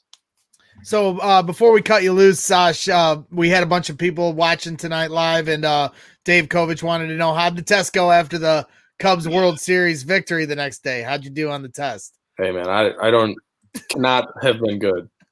Those AP bio tests were essay tests too, so I had to write an essay, and I was like, I have no clue what I'm saying. Well, and you showed on your Snapchat the other night after you guys got back from a road trip game, and you were out at the library at like 1 in the morning. So shows your commitment, and I think a lot of fans might forget that you guys are committed to that other side of academics, along with what you do on the court. Quickly too, Dave Kovich asked to both of you, Sasha and Bobby, have you guys ever played in a drafty gym or a gym that had different sight lines that affected your jumper? He's curious just because how you think you'll fare at Lucas Oil this weekend. Yeah, I don't know about you, Bobby, but like I know, like for me, first time playing in like NBA arenas was like a big difference for me, because like you never really get to do that, and it's just so different. Like it feels there's just so much space and everything, but yeah, like you see in Lucas Oil, like I thought it was even going to be like worse, like because it's a football stadium, that's so big. Like, but I think they did a pretty good job of kind of blocking stuff off and making it more intimate than you would think. But I don't know. I'm excited. I initially thought the whole Lucas Oil, I was like, well, it kind of doesn't really make sense. There's not going to be a lot of fans anyway, so it's like, why would we do that? But when I saw like their plan and everything, it actually, like I'm pretty excited to go there and play now. Yeah, because when I was buying tickets, I couldn't understand why they were only available in this one part of the stadium. Like, what is going on over? Then finally, a different site showed which way the court was angled. Yeah. So, Bobby, how about you? Have you ever had gyms that changed your sight lines? Or drafty gyms, as Dave put it.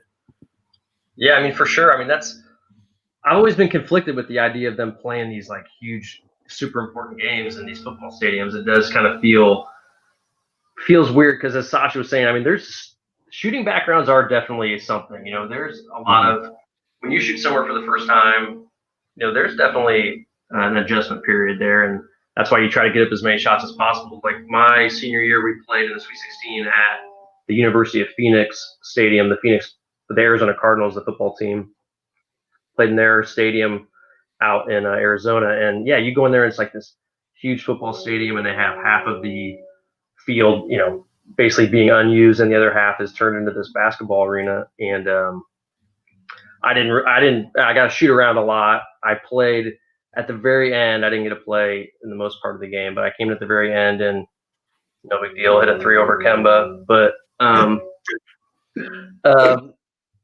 if coach plays me most of the game, I probably have like 30, but either way, yeah, I mean, come on, coach. But yeah, so I'm 1 for 1 shooting in football arenas. So really, I don't think it's a big deal. That's fair. So Sash, what were you saying the other night? I was going through my pictures and videos, and I forgot I came across this moment where you two were arguing, and I got some. Sasha Lander got into it a little bit. Yeah, look at you. He's always delegating. You wouldn't know he's got this politician in him until you see him on the court. That's the Wisconsin game, correct? Yes. What was going on there? That specific play. You know what? I go back and forth with the refs a lot, but it's more like I'm usually just talking to them, and they do a good job of kind of listening, and especially because I'm one of the older guys. I've been in the league for a while, so they know, like we all know each other. So it's for the most part, I'm just kind of like you like chopping it up. Yeah, exactly. You want to get on the good side, to be honest. And go ahead. Sorry. I was gonna say, like on that specific play, like that was when he called a foul. When I was contesting Davison on a 3 early on in the game, and I did foul him, but this is my problem sometimes is I thought I got him on the body, like I came down and kind of hit him on the chest, and right away I go to him and he goes, oh, I was like, where? And he goes, on the arm. I'm like, no. I'm like, that's not it. I was like, that's my problem. I was like, you're not looking at the right thing. I was like, you're gonna make the call. I was like, yeah. I was like, I fouled him, but you're wrong. I was like, I got him on the body. He's been doing this all the way back to Crown Point. Well, because I do this because I feel like I want those calls when I shoot threes because a lot of people do the same thing to me. Look at the right places, as a shooter. Yeah, like people don't let me land sometimes, and I'm like, you have to let me land. I'm like, that's how I get hurt or whatever. Like it is what it is. Like I have to have the ability to land. And then on the other side, it's like when I'm shooting a 3 and they just keep going into my hand, I'm like, that's a foul too. So I'm like, I want you to look at the right things because like I want this call too. Like if you can call for them, I want it too. So right there, you felt like you got fouled by Davison on that play and that you didn't get the call. And then I think you came back and you were like, isn't that the same thing? Yeah, you know what I'm saying? Like it's like if you're gonna call it one way, like I fouled him. Like I'm with you on that. But like I want it too. So I thought it was interesting when I was at the Wisconsin game, seeing the Wisconsin fans, because everyone's been pretty much quiet while they're there. And Wisconsin fans showed up and they had the one mom of the team doing that singing during the free throw shooting. I know she's notorious for that. And they were like kind of getting into it. So we'll have your back this weekend. That's the first thing I'm doing is yelling at a ref as soon as I get in. Like, I don't care what he's doing. So I'm looking forward to that. And I have to say too, on our last show where you came on, Sash, I didn't give you credit for the second dunk. And video evidence that I did not, this is not my evidence, but this is the actual dunk, and I am now giving you credit. It is full rim here. Come on I almost sold you. That's senior night too. That's my senior night, yeah. I got blocked. We were sitting courtside, and there was like there was a couple defenders like right in front of me. So I never got to actually see it. I just heard the reaction of the crowd. So there's the evidence. Now we have another conspiracy on our hands because I just had Evan Boudreau on last week, and I asked him about your experience of dunking on him during practice. And now I should have ran the tape. He admitted to it, and he told the story, and it was funny. But he also was trying to claim fingertips that it wasn't. No way. You want to respond to this? I'll start a war here. He knows I got him. You got him. If he wants to blame anybody or whatever, it's actually Tommy's fault. Tommy's the one that got him dunked on. You know what? Evan's gotten me plenty of times, so I can't say anything. But I mean, Evan got me one time. Maybe there's video evidence of this somewhere. We'll find out. What's your worst get dunked on ever? Do you have one? Oh, great question. I probably got dunked on by Kofi 2 times last year, hard. But he dunks on everybody, so it's not really a big deal. You know what? I'll tell you the first time I ever got dunked on. I was in 8th grade, and we were playing in Indy, and this kid was like 5'10", little point guard, and he just comes down on the left side, and I thought he was gonna go for a left-handed layup. So I was like, "Oh, I'm gonna time it. I'm gonna try to like block it." I'm beating it. Dude, this kid cocked it back with his left hand or with his right hand and just punched it on me. Dang. And I was just stood there and I was like, oh my, I didn't even know kids could dunk yet. I was like, oh my God. I was like, wow. I was like, wow. After that, that was a rough one. But yeah, I don't think I got dunked on in high school at all, really. But college. You know what's funny about the Wisconsin game? One of their assistant coaches now, Alondo Tucker. Yeah. Do you know him, Sasha? Yeah. Yeah. So he was a junior my freshman year, and like I told you, we were terrible. So yours truly got to play some, and we're at home in Mackey against Wisconsin. We actually ended up winning this game. They were ranked. It was one of our 3 Big Ten wins that season. And 2-on-1 break. So there's like someone turns it over, and I'm like safety, so I'm getting back 2-on-1, and it's their point guard and Alondo on a 2-on-1, and 5'0" me getting back and throws the lob up, and I turn, and Alondo just the man parts just right in the wicket there, and he screams at me, and all of Mackey just goes dead quiet. I'm just like, yeah, it happens. I played Zion actually in high school AAU a few times. What? Yeah, and there was one time where I saw him coming behind. Like I was like last man back, and he was like coming behind me, and the guy started to throw a lob, and I started to go back, and I was just like, nope. And I just ducked down. I was like, I'm not getting this decision at the end. Yeah, I'm not ended up on Ball's Life or whatever, some mixtape. So yeah, that's crazy. I forget that you played him in the summer. Yeah. So yeah, earlier when you guys I had the phone out and you guys were seeing my nose while you were talking, I was actually pulling up the picture you guys were talking about with Tommy. This is actually courtesy of my good buddies Dave Kovich, who's been watching the show from ISC Purdue. They do a lot of really good work. But yeah, what a great picture. You guys are talking about Tommy with the goggles. Yeah. And that's about as priceless a reaction you're gonna get there. In the throwback too. Yeah. Yeah, that was a good game. I love Coach Paint's face. Yeah. Yeah. Get down. Get back. That was my favorite part of earlier this season was probably my favorite moment of the entire season is this moment here where the 3 freshmen, you get the Edie block or no, actually, this is it, I believe. And yeah, he dunks it. And then Jaden and Brandon are so excited. And everybody's like, go. And I'll never get over that moment because it just encapsulates what's going on with this team. Like everybody's pulling from the same rope. They're so excited to be out there. Yeah. And it's a lot of fun to watch, Sasha, truly. And, I definitely want to cut you loose, man, because I know you've given so much time tonight. And this has been a lot of fun just as a fan to watch you guys talk here and talk about, your career, Bobby, and kind of understand basketball in a different way. Really good. And I know the viewers have really been appreciated of it, Sasha. Best of luck, man. I know this is a big tournament coming up, and you guys have a lot of talent, a lot of firepower, and I'm going to talk to Bobby about it here for a minute, but, I'm excited for your road here. We'll see who you guys play, of course, maybe Ohio State, Minnesota, or Northwestern, of course, but we'll be in the stands. We'll have your back. We'll be yelling at the refs for you, give you a break on them here for a minute. But again, Sash, really appreciate your time. And Bobby, great job, man. I kind of left you to it. Now you went haywire with it, but I'm glad Sasha enjoyed it. What's that, Bob? Yeah, I kept Sasha way too long, but I hope Hey, don't be blaming me, Painter, or whoever's going to watch this and yell at me when Sasha was up late and he's dragging it. Right. Sasha's probably got a bio test tomorrow. No, I do have to do some homework, but hey, it's fine. We're good.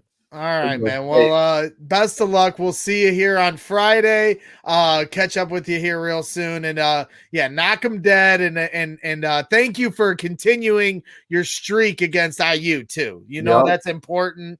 And I dare I say I almost felt bad for him, but I'm not even going to go that far with it. No disrespect to them. Great job, Sasha. And a hell of a season, but it ain't done yet. So keep up the great work. We'll see you on Friday. Yes, sir. Thanks, guys. Appreciate All right. It. Sasha Stefanovic, shooting guard of the Purdue Boilermakers.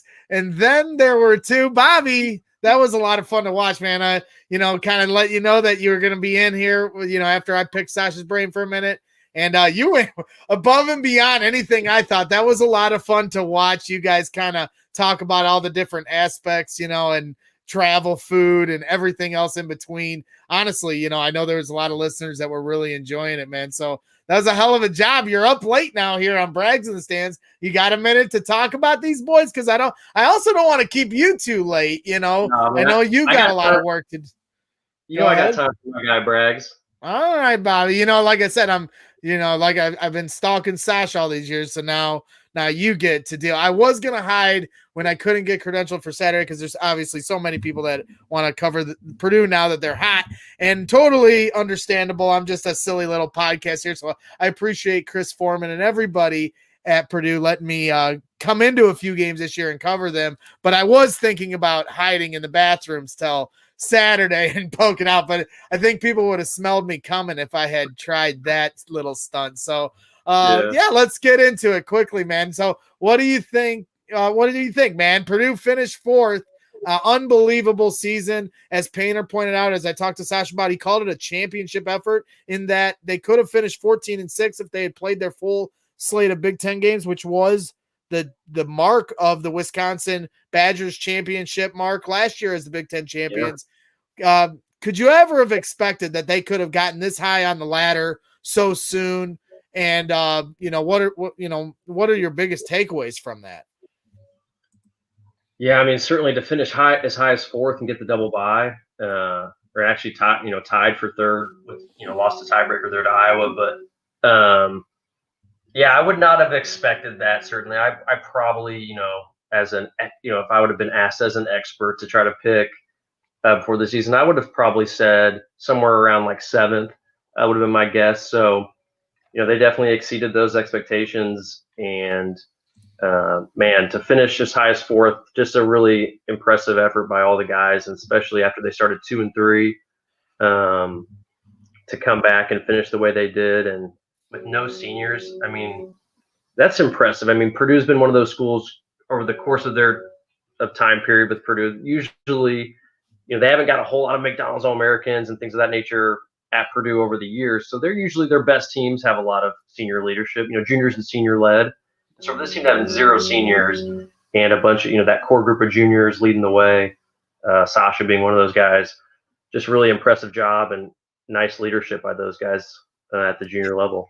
I mean, what does it say that, you talk about All-Americans, and Indiana had all these All-Americans, on their roster. And then you got these freshmen who weren't as highly recruited. You got Zach Edey, who, the last time IU beat them, he wasn't even playing basketball, and he's outscoring everybody, the guy that won Mr. Basketball in Indiana, what does that say about Matt Painter as a head coach? Because, at the beginning of the year, I was, laughing. You watch a video we show with Jaden and Brandon, they're saying get back.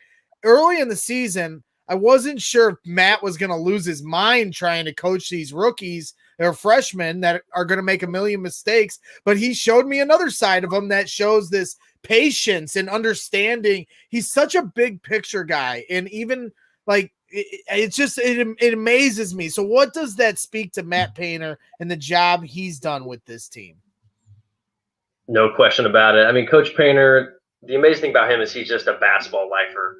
Just lives it, breathes it, just obsessed with the game. Oh, he's watching college, NBA. He's always watching hoops, loves to talk it. And I think he's just got an amazing eye for talent. First off, he watches so much basketball. He's just got a great eye for talent. And where he's really, I think, hit his stride, is there's a lot that goes into roster construction. You can't just pick, you can't just necessarily have 10 guys that are ranked in the top 150 and just think you're going to have a great team necessarily. Obviously, you have a lot of talented players, but the puzzle piece has got to fit. You've got to have that roster construction where you have different skill sets that complement each other. And I think that's where Coach Painter he's really found his groove as far as the roster construction goes. And he's talked about how he tries to get go ahead. Oh no, go keep. I was going to go on a tangent because of it has nothing to do with Purdue. But do you think that that's the problem with Archie? And not to go on an IU tangent there, but we're just watching the last game.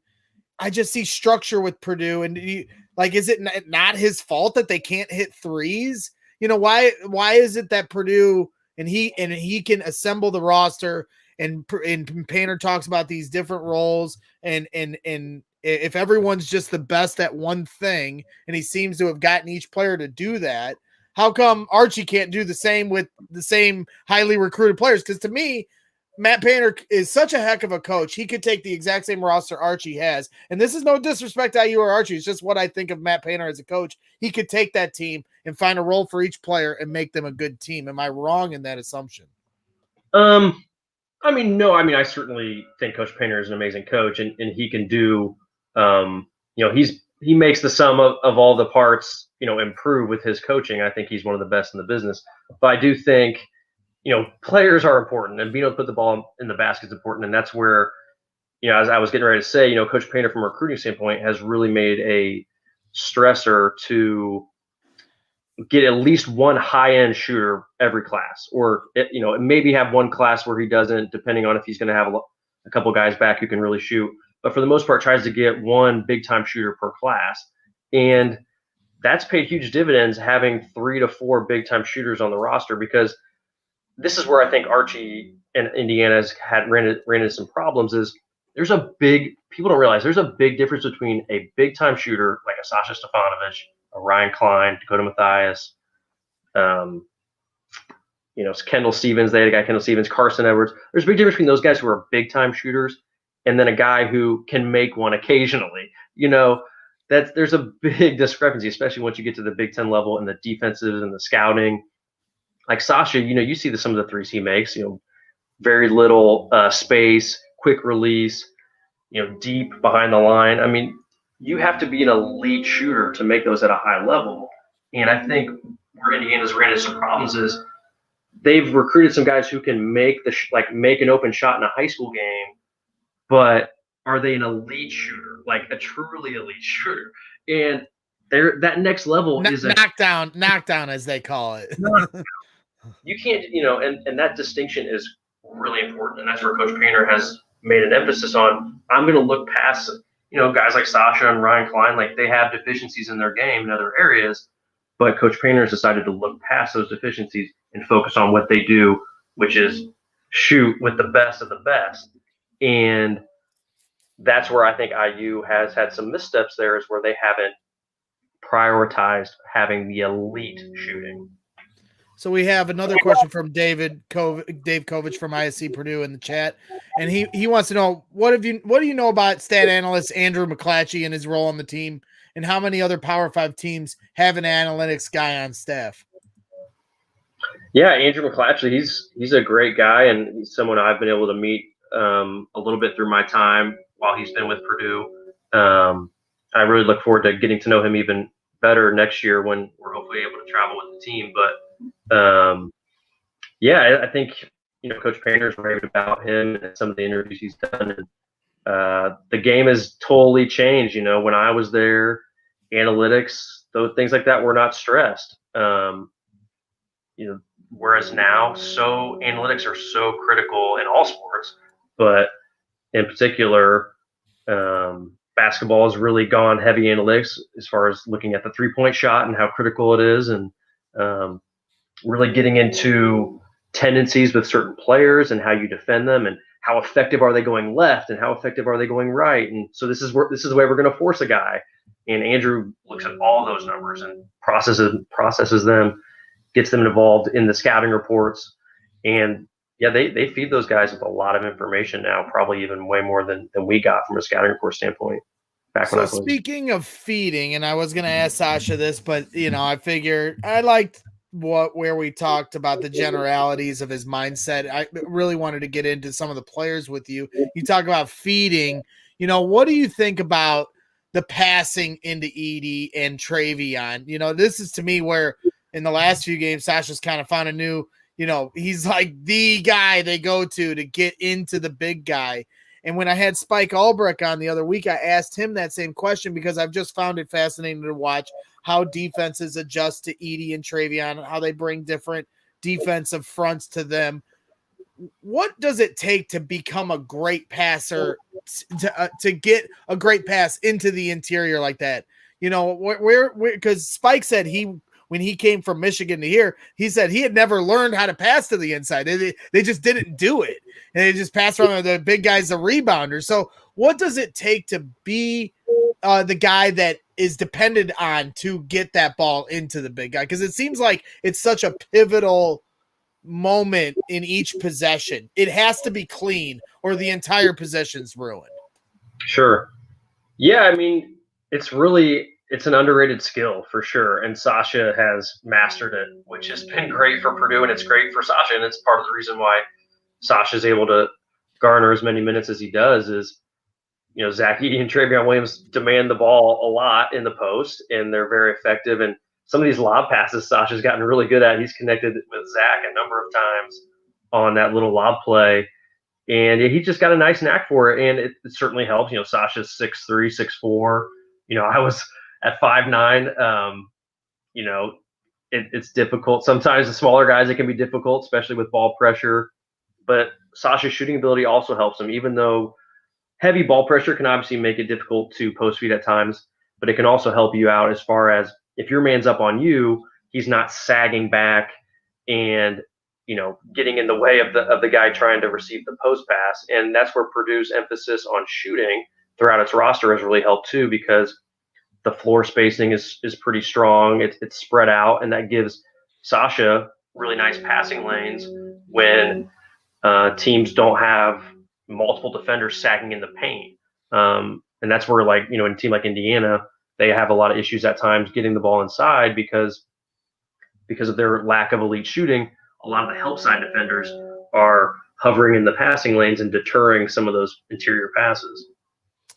So Edey wins Big Ten Player of the Week for the second time. He wins at the start of the season and now at the end of the year here for Zach Edey. Another guy that won Big Ten Player of the Year twice was Brandon Newman. And I'm seeing a lot of people on Twitter going, what's happened to Newman? I don't understand. And I saw similar questions when Sasha had the same role as the guy that's coming off the bench. And Painter's talked about it a million times, how hard it is to get into a rhythm being in that role. Because that was something I was going to ask Sasha, another thing, but I just thought instead of asking about player stuff, just keep it general. But what would you say to Brandon in the moment that he's at? Because we all understand he's really talented and there's only one ball and there's only so many minutes for each player on the court. So what would you say to him now that he heads into the tournament play about trying to, take on this role and then excel in it and then find a way to chip away to get more minutes the way Edey has here these last few days or weeks, I should say? Sure. Yeah, it's definitely an adjustment period as far as, going from starting to coming off the bench. Brandon was able to start the majority of the year. And like you said, there's an adjustment period as far as when you come off the bench, there's probably a part of him, I'm sure, where he's pressing a little bit because you don't start, and then when you come off the bench, you want to be able. He's a young guy, he's energetic, and he's had a lot of success so far this season. Scored 29 points in a game earlier this year, for crying out loud. So he's had a lot of success early on, and so I think he probably wants to come in and make an impact right away. And right. I'm sure there's some pressing that gets involved.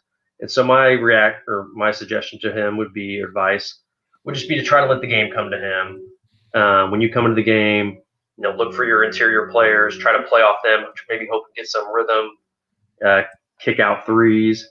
But, for the most part, I think as long as he takes good shots, which I feel like he has for the most part, if he takes good shots, that Coach Painter is going to be pleased with that. Work really hard defensively, and then, don't play through your shot. And Coach Painter always talks about that. Don't let missing a couple shots affect other areas of your game. And Brandon's really made huge strides defensively this year as the season's gone along. You could tell earlier in the season he definitely had some growing pains from a defensive standpoint. But, as the year's gone on, he's really gotten better defensively. And I think, coming off the bench is probably going to be his role the rest of the year. And I think he's, going to be someone that's going to make a big impact at some point here in the postseason. Another guy that everyone here in West Lafayette and all Purdue fans across the nation are excited for and going to make a big impact in this tournament, or we're assuming, is Jaden Ivy. You called it the last time you were on. We talked about who could be the guy to take that next step. At that time, he was still on the bench, very limited role, maybe 5-6 points per game at that point. Now he has exploded. So you officially called that. So what are your expectations now heading into the Big Ten tournament and the NCAA tournament? Sasha mentioned about the crowd and everything like that. I feel like Jaden might be the type of guy that feeds off that. But then I'm also nervous about like the communication's been so sound with nobody in the stands. Maybe there'll be an adjustment there. How much is Jaden Ivy changing the complexion of this team, and taking away from the focus of just Travion Williams as a guy that demands double teams? Well, that's a great point. Just as you ended it there, what's been so important about Jaden's ascent lately, as kind of becoming that second guy for them offensively, when he's out there along with either a Zach or a Travion, is just his ability to make plays off the bounce and make plays in transition. Because, stealing points in transition is just so huge in the Big Ten. Because think about all these games, Greg. I mean, these teams scout each other so well. You play teams multiple times.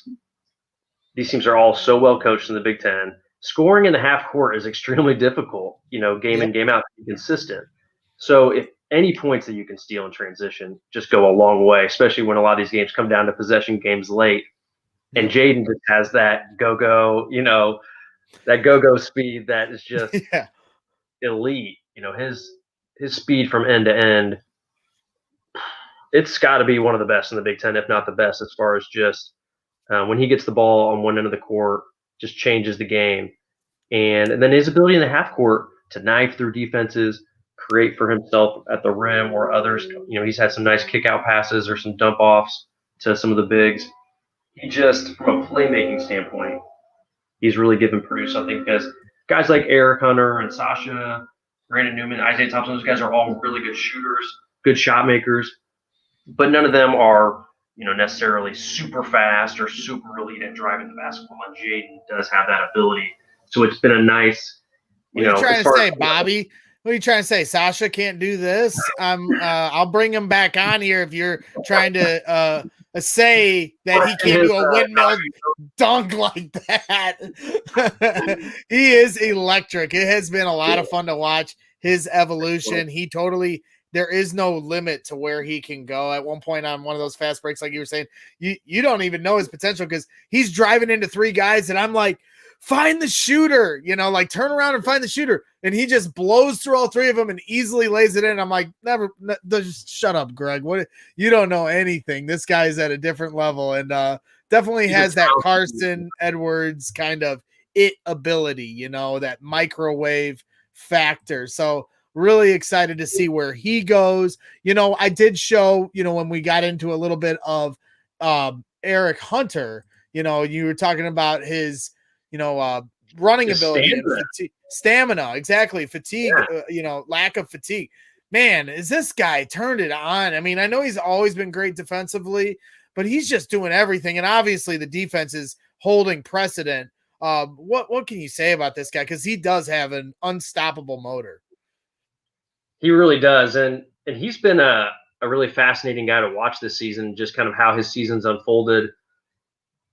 He was at the start of the year, all the word that was coming out of camp was that he was playing really well during the preseason. All the practices was really hitting his stride. And then, he has the fluke kind of freak injury in the scrimmage where he hurts his knee. Oh yeah, I forgot about that. Is out for an extended period of time, has to stay off of it. And then comes back and obviously, was rusty and was certainly trying to feel his way back into things, and gave Purdue a spark kind of early on, played really well in the Notre Dame game in the Crossroads. And then, David Kovich, Ivy ceiling. The ceiling is the roof. Yeah, Davy. And, that, I think that thing with Eric Hunter, and then he had that part of the season in the middle. I think Eric would admit this. He was struggling a little bit. He was, I think he was trying to find, his role with the team, and he was always really good defensively all year, but offensively, trying to pick his spots and when to be aggressive, when not. I think he was struggling a little bit as far as how to be aggressive and how aggressive do I be. And then I think over like the last 10 games, offensively, he's really found a sweet spot as far as orchestrating things, playing through the bigs, finding guys like Sasha and Jaden their shots, but then also knowing when, hey, we need a big time mid range jumper, and I can get to a spot that I'm really lethal from. And he's just been super dependable and super solid the last 10 games or so. 100%. And quickly, a couple more before we wrap this baby up, because I appreciate all your time and everything you did with the Sasha interview. That was so remarkable to listen to. I'm excited to go back and listen to it myself, honestly, trying to keep all my ducks in a row. But how about Aaron Wheeler? A guy, I'm loving his story. And I'm an underdog guy that roots for the underdog every damn time. I hate when people pile on somebody. I get a lot of crap because I stuck up for Mitch, and I'll stick up for anybody because that's who I am. I like the underdog. I struggled as a athlete and player when I was a kid, so I feel for those that get the crap. And man, Wheeler got it from a lot of people, and I think people underestimate how much pressure these kids are under. And young men, whatever you want to say, but in my eyes, they're kids. And sometimes I think people way too hard, but at the same time, it's a big boy sport, and I'm sure he understands the business of it. But man, has it been refreshing to watch him come out of his shell. What are your thoughts of Aaron Wheeler's impact and maybe what he's going to bring now that, because you talk about guys accepting the roles. We just talked about Brandon Newman. I'm sure it was frustrating for Wheeler to watch Gillis come in there and get all his minutes, but now he's come around. And once you just kind of accept what you're doing and just do the best each possession by possession, now all of a sudden he's getting more minutes. He's playing at the end. He's knocking down all these big shots. And hey, you never know. Before you know it, he could have a huge game in the tournament, and all this perception that people have is wiped away. So what do you think of Aaron Wheeler's kind of renaissance here of late? Yeah, it's been a lot of fun to watch. Aaron, came on the scene as a redshirt freshman along with Sasha, and had a really nice year off the bench, backing up Grady Eifert. Grady had a great season there as a senior, and Aaron really was a nice boost off the bench. Him and Grady kind of complement each other well. Aaron was more athletic, could provide some. He wasn't scared to play when Sasha was on. It was funny to hear him talk about how he was kind of deer in the headlights a little bit for the tournament, and he kind of was, but Wheeler wasn't, and he got minutes, and so the struggles have been a surprise to me because I know he's capable. But you're right, he was great in that tournament. He was great, and Sasha would obviously be able to speak to this better than I can since he's his teammate. But from afar, the way I see it, Aaron looks like a great teammate to me. I'm not in the locker room, so I don't know this, but I'm sure Sasha probably agrees. It seems like whenever he's looks like he's having a good interaction with Sasha there. Whenever I'm watching Aaron on the bench, he's always laughing and joking with his teammates. He's super supportive. He's cheering all of his teammates on when they're having success, and that's just super cool to see. And obviously, he's a selfless guy and is happy for when his teammates have success. And like you said, that had to have been hard, obviously, to lose a starting position and see, Mason take some of those minutes. But he, hasn't pouted, hasn't got down on himself. He's, even through his struggles with the shot, he still has done a lot of other things like rebounding and defense. And the nice thing it's been able to see from him is, and he spoke about it in an interview I saw, where he's still going to be confident and take the open threes when he has them. And what's been great to see is obviously now the proof is in the pudding, and he's been able to make some key shots for Purdue as of late. And he gives, Purdue a nice added development from that 4 spot to be able to knock down shots. 100%. And yeah, like I said, it's just been fun to watch, and it just needed a little more oomph to it. It felt like just a little more air. I'm no shot expert, but it feels like he's getting the right kind of arc. Everything felt like it was coming off the front of the iron. So it's great to see, and I know it's a confidence thing a lot of the time because, he's been shooting his whole life. So you're only, I had a funny shot. Not that I wasn't anything as a shooter, but, here we got, I don't know if we're getting a little lag here, but yeah, that's right. Nothing is sweeter than an Eric Hunter Jr. elbow jumper without question. I don't know if Bobby's internet is dying or not, but But yeah, Wheeler's critics lately have been very quiet. You're 100% right, Dave Kovich. We're efforting Bobby Riddell. His internet is having a little bit of issue, I believe. I'm not really entirely sure, but man, we have been gearing along here. So, if he's got something going on, okay, he's got two. Your computer died? That's okay. I did this the other night. I was on with some friends and my computer wasn't plugged in and I thought it was, and I had to do the same thing. We have been rocking and rolling all night long. So I think we have pretty much covered it all, and I don't want to go any longer because like I said, it has been such a lot of fun to watch what you and Sasha were going through that, we could talk all day about what these guys have done. It has been a lot of fun, from the freshmen to Sasha and Travion and Wheeler and everyone kind of accepting what role they are and doing the best at that. And that just speaks to what Matt Painter is as a head coach. So quickly, a couple more, it was your first year as color analyst. You got through the whole year. You're going to be doing the tournament games in the NCAA tournament or just Big Ten tournament? How does that work for you? Yeah, so we're gonna be along for the ride the whole way. So okay, Friday we'll be down there in Indy at Lucas Oil, and hopefully the Boilers can prevail. Against whoever they play, probably will be Ohio State, but hopefully they prevail. And yeah, then we'll be there Saturday and Sunday, and hopefully we can cut down the nets on Sunday. That would be pretty fun. And then yeah, the nice thing for me is you don't have to, because the tournament's here in Indianapolis, because we can't travel with the team because of COVID, instead of having to try to call these games remotely, if they were playing in like Los Angeles, we're going to be able to drive to all the games to Indy, and it's going to be super fun to be there and be in the house. Yeah, because that was one point, Dave Kovich, good buddy of mine. We were DMing and he was talking about, we were talking about the Lucas Oil, and it's nice that they're playing the Big Ten tournament there because that's where the main tournament is going to end up. So maybe some home court advantage, for Purdue, certainly home state advantage. They might be the only team that represents the state of Indiana in a tournament that will only be played in Indiana, a unique one. So I'm not saying that there's team of destiny and fate, but I am certainly a storyline type of fan. That's the stuff I track. And, just in watching Sasha's career, if you watch the way Crown Point, each year from their sophomore year, my good buddy Andrew Kennelly and his, my good friend Nick, his little brother Andrew was the center, and we followed them through. And it's like they're taking that same kind of evolution, but now it's Purdue on a bigger stage. So I see it. I'm seeing some March Madness magic coming. They're playing with house money. Everyone talks about next year. That was another thing I wanted to ask. Actually, like, man, I hear everyone talk about next year so much, and nothing is promised. I think if you didn't learn that last year, then you're never going to learn it. And then two, this is the year, not like next year. Fine, you can talk about next year, us, right? Yeah, this is the year. You've got nothing to lose.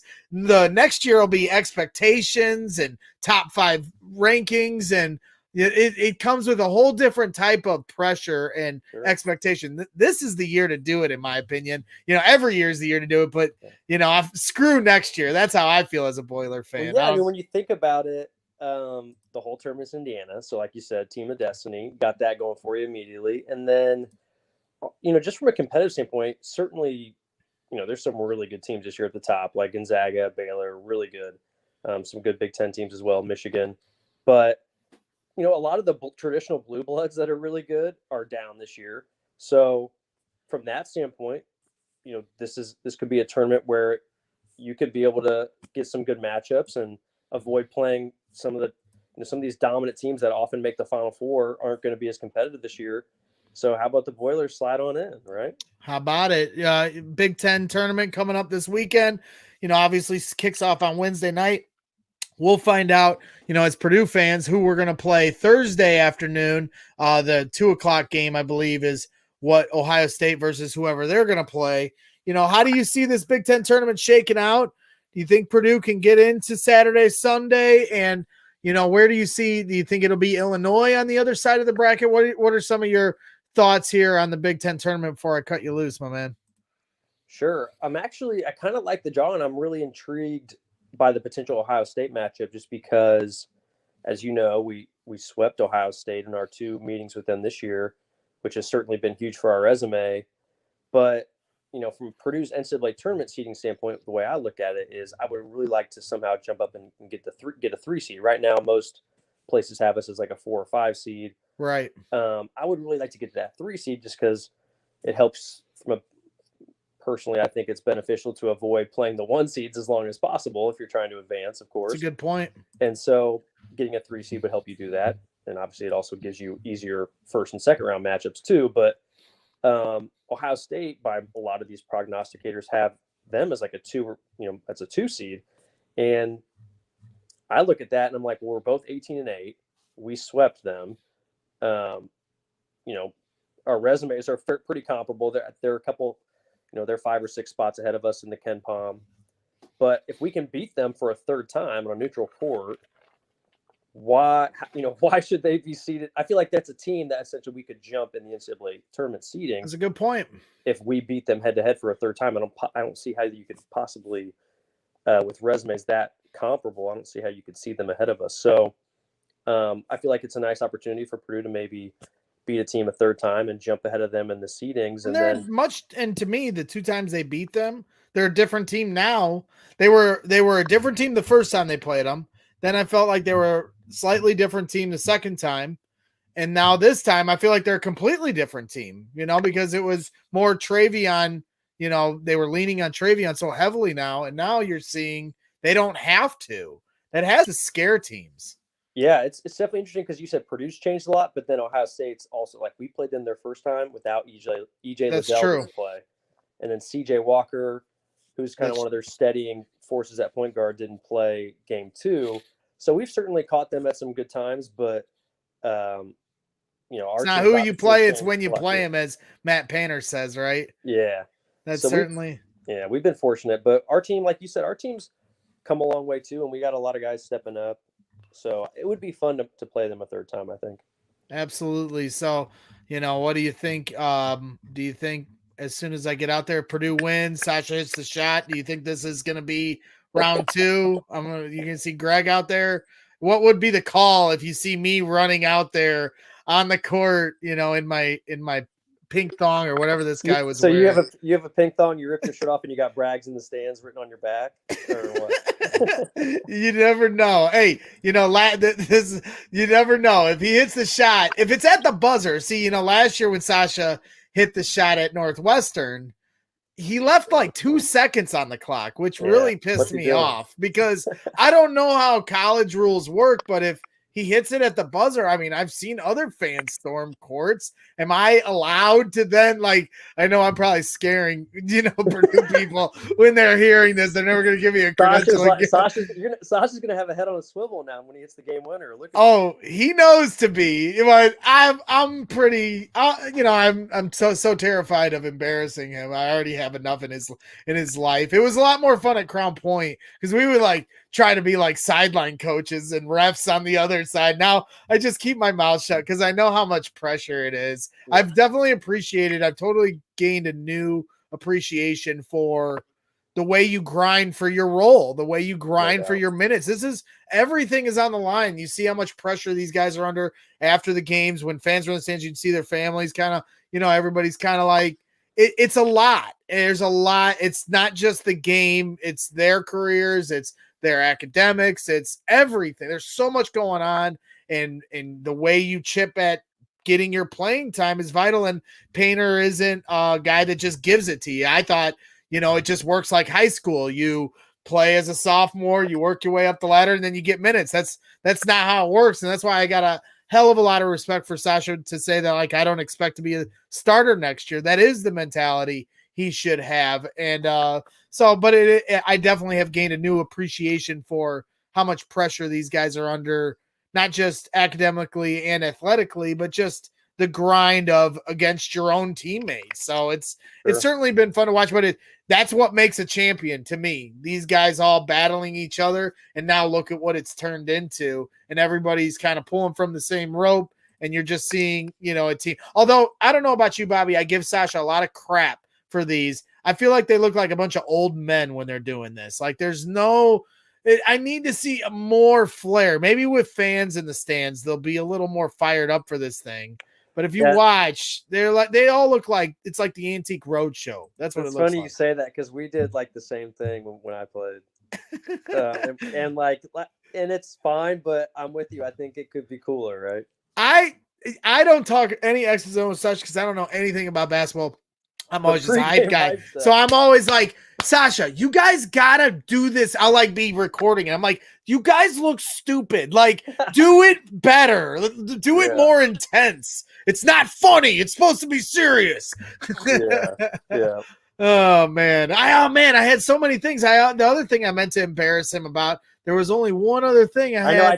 I took over your show. So. No, I loved it. You know what? I don't even think I loaded it. I had a video of his mom dancing. It was great. I was gonna pull it up earlier, but I didn't even put it in. I was so when you guys started talking about the Tommy Luch picture, which is one of the all-time best pictures. So good. You know, like I said, taken by ISC Purdue, and Dave's been in the chat pretty much all night listening to this, and it's been a lot of fun. So that is an all-time great picture. So yeah, man. Hey, obviously we'll have more times to do this, so we can chop it up anytime. This has been an unbelievable experience for me. A lot of fun. I know there's a lot of great college basketball podcasts out there. This would stand up to any of them tonight. I know there a lot of Purdue fans will really enjoy the conversation because, like, for me, I don't mind talking about like the week to week what's going on this Sunday. But to me, if somebody wants to come back and watch this show 4 weeks from now, what you guys were talking about, that'll hold forever. I think any Purdue fan would enjoy listening to that. So I really appreciate what you brought to the table here tonight, Bobby. It's been a lot of fun getting to know you this year, you know, and meeting you. And I'll be out there Friday, obviously, and making a fool of myself with my good buddy Adam and getting all excited and amped up for Purdue. So again, man, really appreciate all your time tonight. Let you get to bed, get some rest, and prep up for this big tournament weekend. All right, Bobby? Sounds good, man. It's been fun, like you said, getting to know you this year, and it was fun chopping it up with you and Sash. So thanks for having me on. Hey, man, happy to put it all together. We'll definitely do more stuff like that here in the future. So again, Bobby, I'll catch up with you on Friday. I'll try not to be too crazy, but I can't promise anything. All right, man. Yeah, you got to bring it. We got to bring it Friday. Let's get it. Boiler up. Boiler up. All right, Bobby Riddell from Purdue Men's Basketball. This has been a hell of a Brags in the Stands episode here tonight. Big Ten tournament special edition, March Madness, the March to Madness, as I dubbed it here a few weeks ago. It's been a lot of fun. Certainly, all the March Madness always going down in the region. Hoosier hysteria, as they call it. I got to call the state finals here just a couple weeks ago for the Crown Point girls. They came away with the state championship for 4A here in the state of Indiana. You see in the back, number 31, Lily Stoddard. She's heading to Purdue University. She's got a full ride commit to play basketball at Purdue University. So be on the lookout for Lily Stoddard. On the girls' side of things for Purdue basketball, in fact, here was the moment that Crown Point won the title, and it certainly was a special moment for Crown Point, Indiana. But this will end it with 1.6 to go, and the Crown Point Bulldogs are state champions!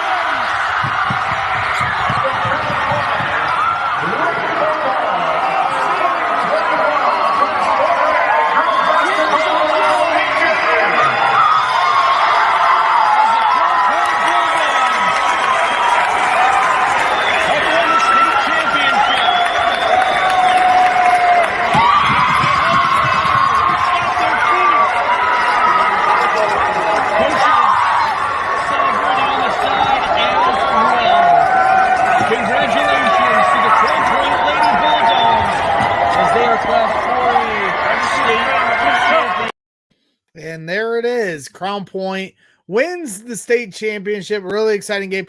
Got to be on the call, as you heard there. That was Michael Bradner from Region Sports Network. I've been doing a bunch of games with him here the last few weeks. There we are here just this last weekend at Chesterton High School for the sectional semifinal and championship games, and that was a lot of fun to do as well. Valpo ended up taking home the sectional 2 championship out there in Chesterton High School. So it's been a lot of fun for me to kind of get my feet wet in the basketball announcer, kind of what Bobby Riddell does as a color analyst, doing a little bit of that here, cutting my teeth a little bit for Region Sports Network, the only game in town, as they like to say. And it's been a lot of fun. So shout out to Region Sports Network. Obviously we played the Sasha Stefanovic shot heard around the region that I always show every time Sasha comes on.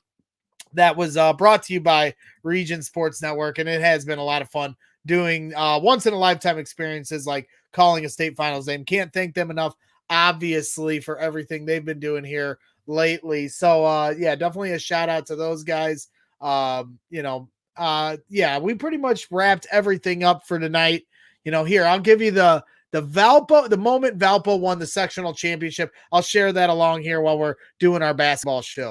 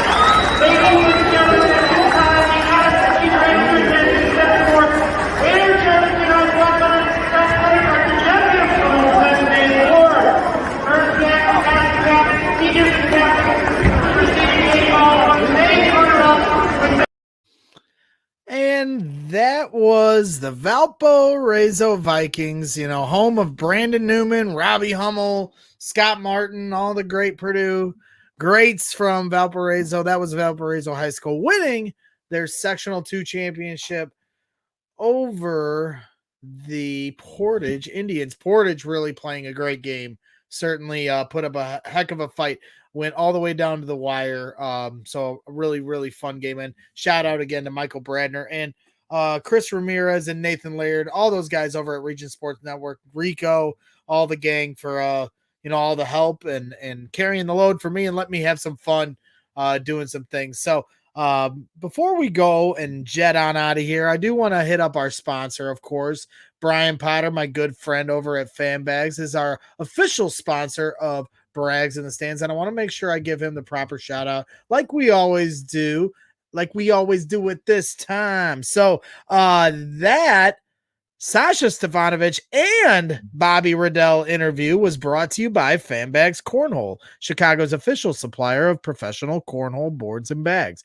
Choose from any of their officially licensed designs or have my boy Brian design a custom set using anything from a selfie to your company's logo. Visit www.fanbagscornhole.com and use the promo code BRAGS to get 10% off your entire order. That's www.fanbagscornhole.com and use the promo code BRAGS for 10% off. Step up your game with Fanbags Cornhole. Nobody's here with me, so I had to do that by myself. But hey, again, I want to thank everybody for tuning in tonight. A lot of fun. Really, really cool to watch Bobby and Sasha chop it up and kind of talk about basketball in their way, in the only way that they can. Certainly what I can only do so much as an interviewer and a spectator in the stands, but to hear two guys that have done it, on the court, Bobby obviously being an assistant coach at one time for Matt and now a color analyst on radio. He certainly has worn many hats for the Purdue Boilermakers and does a great job. So hearing their insight, there was nothing I needed to do but sit in the back and listen like the rest of you. So that was the quietest you will ever hear me on Brags in the Stands. And I do think I deserve, some recognition for that. I was very quiet, and that is very unlike me. So again, want to shout everyone out for hanging out, watching the show tonight. It's been a lot of fun. Johnny B's out in Vegas, having fun. Vegas just started to recently open up, so he was checking out the scene. He's going to be back here next week as we get into more stuff. we may have a special show on Sunday for the NCAA tournament selection show where they show, what the tournament brackets will be. And I'm planning on having a lot of different special guests that cover Purdue basketball. Some people that I've crossed paths with, maybe join in a live reaction show as the bracket is being revealed. So keep on the lookout for that. Not a guarantee. I'm definitely putting the wheels in motion to do a show like that. But, our boys, I got my daughter Addison's jersey hanging above me as we got the Boilers. Maybe they make a championship run to Sunday. If that's the case, I'm going to have to call an audible on that. So everything is, on the table right now. Nothing set in stone. Everything is fluid, when it comes to Hoosier hysteria and the march to madness. And that's absolutely what we're on right now. And excited for the Big Ten men's basketball tournament starting Wednesday night. I'll be there Friday afternoon for the Michigan game at 11:30, which is 10:30 Central. So Adam, you better be ready to get up and get going that morning, because we got an early drive ahead of us down to Indy, and then Purdue plays after the conclusion of the Michigan game. So we're going to find out if Purdue can move on. I'm certainly hoping they can, because I got tickets to Saturday's games, the semifinal game. So, if you're down there, hit me up on Twitter or Facebook or whatever. Don't be a stranger. Brags in the Stands is all about the fans in the stands and bringing on fun guests and everything else that we do here. So I'll be, shooting, some shots, putting them on social media. Where our seats are actually in the like what this view is, but the opposite side. So we're in the lower bowl. I'm hoping the band won't be in my way, but I'm not really worried about it. Just glad to be in the stadium regardless. It's been over a year since I bought a ticket to a basketball game and get to yell at a ref. So I'm looking forward to going there. And I agree with Sasha that I'm very happy with the way they did the layout. I was also questioning why it was being played at the Colts Stadium. But now that I see the way they're doing the layout, this will be a unique way to see a college basketball game, and I'm actually looking forward to it now. So Friday is fast approaching. Certainly looking forward to it. Again, want to thank everybody in the chat for hanging out tonight. It's been a lot of fun, and thank you to Sasha Stefanovic, of course, shooting guard from Purdue Men's Basketball and the pride of Crown Point, Indiana. Shout him out well over an hour. He broke his record from the last time he was on, which was way too long, and now he was on even longer. But this time, I can only blame one guy. It is not my fault. It is this man's fault. So any Purdue fan watching that's like, he's dragging at practice tomorrow, whatever, it's this guy's fault, not my fault. But certainly I think they were having a lot of fun, so was just letting them let it rip. While they were cooking, didn't want to step on their toes. Definitely a lot of good conversation and good stories and good insights. So again, thank you to everybody that hung out all night and watched the show. Be sure to tune in for these future March Madness shows. We're going to have plenty more as Purdue goes on a deep run, and we're efforting some more special guests here that are Purdue basketball oriented. And then once the basketball season winds down, or at least the college basketball season winds down, we will transition over to Cubs baseball. They announced today that fans will be in the stands at Wrigley Field. And of course, the Sox Stadium, as I call it, Comiskey Park forever. I will never call it whatever they could guaranteed rate field. But here was a great moment from the PA announcer who will be at Cubs games announcing the lineups and everything else you hear. The sounds of Wrigley, giving my sweet daughter Addison a little shout out. Center fielder number 31, Addison Grace Braggs. Addison Grace Braggs. That's Andrew Bellison, the PA announcer for the Chicago Cubs. You hear my daughter's name echoing through the beautiful, friendly confines of Wrigley Field, which I'm excited to get back to very soon. That's right, Addison Grace, the good luck charm for Sasha. We send these videos every game day to Sasha just to give him a little extra motive. Let's go, Sasha. Let's go, Sasha. Let's go, Sasha. Let's go, Sasha. Let's go, Sasha. Say, boiler up. Boiler up. Well, there it is. Boiler up indeed. Addison Grace, my beautiful daughter. She's fast asleep now. And I think that's a great way to end the show. So for the 5th time, thank you to everybody that tuned in tonight. Certainly been a lot of fun. Really, really appreciate all your time. Everybody that tuned in for the whole show. Really, really, really appreciate that. And again, appreciate the time from Sasha Stefanovic and color analyst, radio voice of Purdue Men's Basketball, Bobby Riddell. So the March to Madness continues on to the Big Ten tournament. Purdue secures the 4 seed in the Big Ten. Certainly a hell of an achievement. One of Matt Painter's best jobs ever as a coach this season, and it's not over yet. So certainly could go down as Matt Painter's greatest coaching job ever, depending on how this season turns out. And I have a good feeling we're going to have some more fun moments here to come. So, thank you again to Sash. Thank you to Bobby Riddell. We'll be continuing to check in on with them as we go forward this season. So I don't know how to shut up to end shows. And when nobody's with me, it makes it even harder for me to shut up. So I'm just going to end it with Jaden Ivy slamming one home here earlier this season. No better way to end it than ending with the thunder of one Jaden Ivy. So boiler up. We'll see you this weekend. Let's knock them dead at the Big Ten tournament. Thanks for tuning in. This is Brags in the Stands. Thank you.